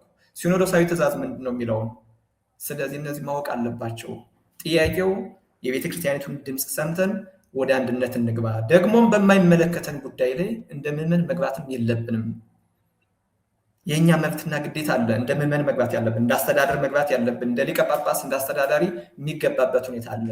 እኔ እንደ ሰበካ ጉባኤ ተጠሪነቴ ወይም ደግሞ እንደ ጸሐፊነቴ የማቀርበው ጥሪ ዶክተር አየለ ይግቡ፣ አባ ወልደ ሚካኤል ይውጡ ወይም አባ ናሁሰና ይውጡ አይደለም። ቤተክርስቲያኒቱ ትግባ፣ ወደ ቤተ መቅደስ ቤተክርስቲያኒቱ ትግባ። በማህበር ስም የሚደረገው መዋቅራዊ አካሄድ ሙሉ በሙሉ መወገድ አለበት። ህዝቡ ወደ ሰላም፣ የሰላም ነፋስ፣ የሰላም ጥሪ መሰበክ አለበት። አንድ ዓመት ሙሉ የድሮውን ተው አንድ ላይ ሆነን አንድ መቅደስ ውስጥ ቁጭ ብለን አንድ ዓመት ሙሉ የሚሰበከው አሽሙር፣ የሚሰጠው ተግሳጽ መቆም አለበት። ህዝብን ወደ አንድ የሚያመጣ የሚያጠፋውን የሚገስጽ ቀጥታ ይህን አይነት መልእክት ነው መተላለፍ ያለበት የሚል ነው የኔ ጥሪ ማለት ነው። እግዚአብሔር ይስጥልኝ። አመሰግናለሁ። በመጨረሻ ምናልባት ስምህን ተናግረሃል፣ ድምፅህንም ያውቁታል። ምስልን ሸፍነ ነው እናቀርብልህ። መልካም። ምስሉን ከፕራይቬሲም አንጻር ከዛም ባሻገር ደግሞ ምግባራቸው መልካምም አይደለም። ለብዙ መጥፎ ነገር ይጠቀሙበታል፣ አይተናል። ብዙዎችን ለጸያፍ ነገር ሲጠቀሙበት ተመልክተናል። ከዛ አንጻር ነው። በአካል ያቆኛል፣ ችግር የለውም። ማንኛውም ጥያቄ መጠየቅ ይችላሉ። ስልክ መስጠት ትችላላችሁ። አጠገባቸውም እሄዳለሁ አንዳንዴ። አሁን ከአቴን ስራ አቅብዬ ስላለው ነው እንጂ አጠገባቸውም አለው። በደንብ የሚያውቃሉ። ሁሉም ያውቁኛል። እንደ ሰበካ አባልነቴ መስጠት ያለብኝን ምላሽ ደግሞ በማንኛውም ጊዜ እሰጣለሁ፣ የሚያስፈልገውን ማለት ነው። ከዛ ባሻገር ልክ አሁን እንዳልከው ቀሲስ ዶክተር አየለም አሉ፣ ሌሎች የሰበካ ጉባኤ አባላትም አሉ። ማናገር ይቻላል። ቀሲስ ዶክተር አየለ እንግዲህ ደጋግሜ የምጠራቸው ቤተክርስቲያኒትን የመሰረቷት ቢያንስ እኔ አጠገባቸው ሁኜ እስከሰራው ላለፉት 10 ዓመታት በትሩፋት የሚያገለግሉ በስራቸው ደግሞ የካርዲዮሎጂስት ሰብ ስፔሻሊስት የሆኑ የሜዲካል ዳይሬክተር ናቸው። ከከተማ የ2 ሰዓት ትራንስፖርት ሄደው ነው የሚያገለግሉት የሚሰሩት። እሁድ የገቡ እሁድ ቅዳሴ ቀድሰው ከሰዓት ስራ ገብተው አርብ ጠዋት የሚወጡ በጣም ብዙ ሰማዕትነት እየከፈሉ ያሉ እንደው እንኳን ሰው ሊናገሩ ቀርቶ ዳግማዊ አባ ጋቶን የምንላቸው አባት ናቸው። እውነት ለመናገር በትሩፋት ነው የሚሰሩት። ይህንን ኃላፊነት ስለተጣለባቸው ብፁዕ አቡነ ኤልያስ ሌላ ሰው ስላጡና በወቅቱ ሌላ ሰው እስኪመጣ ድረስ ኃላፊነት ጥለውባቸው እንጂ ፈልገውት አይደለም። ፈጽሞ አይፈልጉት ፈጽሞ። ስለዚህ ሁላችን የምንፈልገው ወደ ሰላም እንዲመጣ አዲስ ሰበካ ጉባኤ ተመርጦ አዲስ አባት መጥቶ ሁሉንም አንድ የሚያደርግ አባት ነው የምንፈልገው። ይህንን አይነት ስርዓት ነው የምንፈልገው። ስለዚህ ማንኛውም ሰው ጥያቄ ካለው ቀጥታ መጠየቅ የሚቻላል። ምናልባት ከተመቸህ አንተም እዚሁ ሚዲያ ላይ ጥያቄና መልስ ማዘጋጀት ይቻላል። ምንም የሚያስፈራ ነገር የለም። ሙሉ መረጃ አለን። ሙሉ መዋቅርን ጠብቀን ነው የምንሰራው። የሚያስፈራ ነገር ስለሌለ ማንኛውም ሰው የሚፈልገውን ጥያቄ መጠየቅ ይችላል። አመሰግናለሁ። በጣም ጥሩ። ሁላችሁንም አመሰግናለሁ። አንዳንድ መረጃዎች ሰምቻለሁ። ለምሳሌ አሁን እኔ ማህበራዊ ሚዲያ ላይ በውስጥ የተላኩልኝ መረጃዎችን ይዣለሁ እና ያስኳቸው መረጃዎች ምናልባት ሁላችንም ቆም ብለን እንድናስብ እንዲያደርገን መረጃዎችን በተለያዩ ቀናት በተለያየ አገላለጽ ገልጻቸዋለሁ። ለሁሉም ይጠቅማል በሚል ነው የገለጽኳቸው። የሰው ማንነት ለመጉዳት የሰው ኃጢአት ለመቁጠር ፈልገን አናውቅ። አይጠቅምም። የሰው ኃጢአት ከመቁጠሬ በላይ ከኔ በላይ ኃጢአት ያለበት ሰው የለምና እንብሳለን ሁላችንም። ትህትና ከሌለ ቤተክርስቲያን ማገልገል ነውር ነው። አንደኛው እሱ ነገር ነው። ሁለተኛው ነገር የምንፈልገው ምናልባት ሶማቴ ውስጥ አላችሁ የተባላችሁ አመራሮች፣ ካህናቶች፣ ግለሰቦች፣ ምዕመናን ሁላችሁንም ጭምር ማለት ነው። እንደገና ደግሞ በቤተክርስቲያን መዋቅር በሰበካ ጉባኤና በቀሲስ አየለ በሚመራው የቤተክርስቲያኗ ህጋዊ መዋቅር ስር በብፁዕ አቡነ ኤልያስ ስር ያለውን አካል እዚሁ ሚዲያ ላይ በዙም ሚቲንግ መታችሁ እንድትወያዩ እድሉ ክፍት ነው። ሌላ ሚዲያ ላይ መሄድ ትችላላችሁ። መረጃውን እኛ ካገኘነው እናገኘዋለን። ትልቁ ነገር ግን መፍትሄ ለማግኘት ከሆነ መፍትሄውን ቁጭ ተብሎ በጋራ ነው የሚገኘው። ይሄንን ጋብዘናልኝ ነጋሽ ሚዲያም ላይ ቃለ ቀርን ሚዲያም ላይ አርያም ሚዲያም ላይ ምን ፈልገው እኛ ሁለት ሶስታችንም የዚች ቤተክርስቲያን የጋራችን ነች። እናንተ ባትኖሩ እዛ በአካል ያላችሁት ባትኖሩ ነገ የሚመጣው ሰው የሚገለገልባት ቅዳሴ የሚቀደስባት ስጋ ወደሙ የሚፈተተባት ክብርት ቤተክርስቲያን ነች። እኛ ምን ከብርባት ነችና ይችን ምን ከብርባትን ቦታ ለጭቅጭቅ ለገንዘብ ጥቅም ለግለሰቦች ስልጣንና ክብር የግለሰባዊ ክብር ብለቻ ብለን የቤተክርስቲያንን ክብር አናጉድፍ። ትልቁ መልእክታችን ለሁላችሁም ምን መልእክት ይሄንን ብለን ቀጣዩን ጊዜ በዚህ ጉዳይ አድርገን ውይይት እናደርጋለን። ወንድማችንንም በጣም እናመሰግናለን ላደረክልን ነገር። ቀጣዮቹ እናንተን ጋብዤ ነው የምንለየው። ግለሰቦች ምናምኖች አንስቻለሁ ሆነ ብዬ ነው ያነሳሁት። በነገራችን ላይ እናንተ እንድትመጡ ስለፈለገን ብዙዎቹ በውስጥ ይነግሩኝና ወደ ውጭ አይመጡም ወደ ሚዲያ። አሁንም ወደ ሚዲያ ላለመምጣት የእንትና ወገን ይዘህ ነው የእንትና ወገን ነው የሚሉኝ ሰዎች ብዙ ነበሩ። እኔ እፈልጋለሁ። እኔ ሁላችሁንም ነው የማስተናግደው። ሚዲያው ነፃ ሚዲያ ነው እና የቤተክርስቲያን ድምፅ በመሆን ነው የምናገለግለው። ሁላችንም ከቻለን መፍትሄ ልናመጣ እግዚአብሔር ይርዳን ነው አይደል የሚባለው። እናንተንም እግዚአብሔር ያግዛችሁ። ስለሰጣችሁን አስተያየት ስለነበረው ቆይታ እግዚአብሔር ይስጥልኝ። እጅግ በጣም አመሰግናለሁ። እሺ እግዚአብሔር ይስጥልኝ። ይህንን ሚዲያም ስላዘጋጀልን በእውነቱ ትልቅ ለቤተክርስቲያናችን መፍትሄ ያመጣል ብለን እናምናለን። ለምን ህዝብ ማወቅ ያለበትን እንዲያውቅ መረዳት ያለበትን በሰዓቱ ከነመረጃው እንዲያገኝ ይህ ዕድል ይፈጥራል ብዬ ስላሰቡ ማለት ነው። ከዚህ በፊት አድርገነው ስለማናውቅ ይመስለኛል ይህንን ጣራችን ይህንን መከራችን ያራዘመው።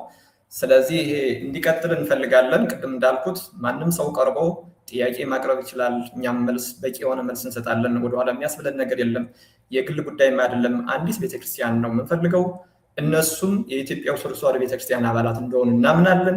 ነገር ግን ባለመገንዘብ ውስጥ ያለውን አሰራር በትክክል ባለመረዳትና ጥቂት ሰዎችን በመደገፍ ምክንያት የተሳሳተ መንገድ ሄደው ከግል ህይወታቸውም የቤተክርስቲያኒትን ህይወት አጠቃላይ አቴንስ ላይ ያለው ማህበራዊ ህይወትም ተናግቶ ነው የሚገኘው እና ያ መስተካከል አለበት፣ መነጋገር አለበት። የዕድል ስለተፈጠረልን በጣም እናመሰግናለን። ይቀጥል እንላለን። ከዛ በቀር ቅድም አንተም ገልጸው ነበረ ግለሰቦችን እዚህ ጋር ያነሳናቸው በስም የጠቀስኳቸው ግለሰቦች አሉ። ከኔ ጋር በግል ምንም አይነት ጉዳይ የለንም። የሚያገናኘን የቤተክርስቲያን ጉዳይ የሚያገናኘን የህዝብ ጉዳይ ነው። ስለዚህ ስማቸውን ስጠቅሰው እነሱን ለማጥቃት ለተለየ ዓላማ አይደለም። ግብራቸውን ወይም ደግሞ እየሰሩት ያለውን ነገር ግን ህዝብ እንዲያውቀው ስለሆነ ነው። በተዘዋዋሪ ከህዝብ ፊት ለፊት ላይ ያሉትና ይህንን ችግር አስተናባሪ ሆነው እየመሩት ያሉት እነሱ በመሆናቸው እንዲለዩም ስለፈለግን እንጂ የግል ጉዳይ የለንም። አመሰግናለሁ። ውድ የቃል ቀን ሚዲያ ቤተሰቦቻችን የነበረን ቆይታ ይህን ይመስላል። ቀጣዩን ጊዜ ደግሞ ሌሎቹም ሲመጡ ሌላ ተጨማሪ መረጃም ሲኖረኝ በዚሁ መልክ ማቀርብላችሁ ይሆናል። ለነበረን ቆይታ አመሰግናለሁ። ሰናይ ቀን።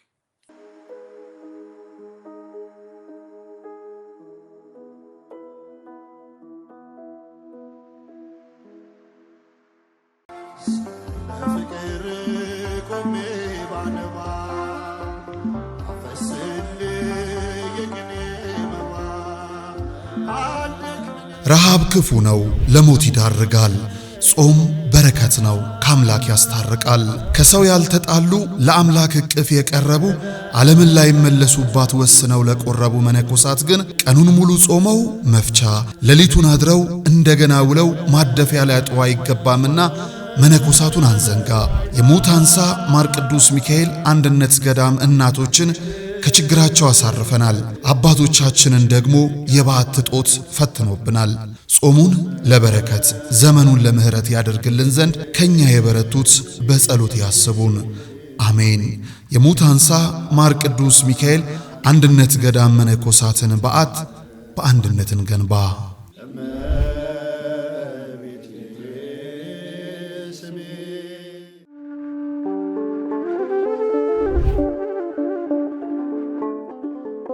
በዘመን ብዛት እርጅና ተጫጭኖት በሰው ማጣት መቅደሱ ለፈረሰው ጣጃ አቦአቡ የገብረ መንፈስ ቅዱስ ማን ነው ቀድሞ የሚደርሰው?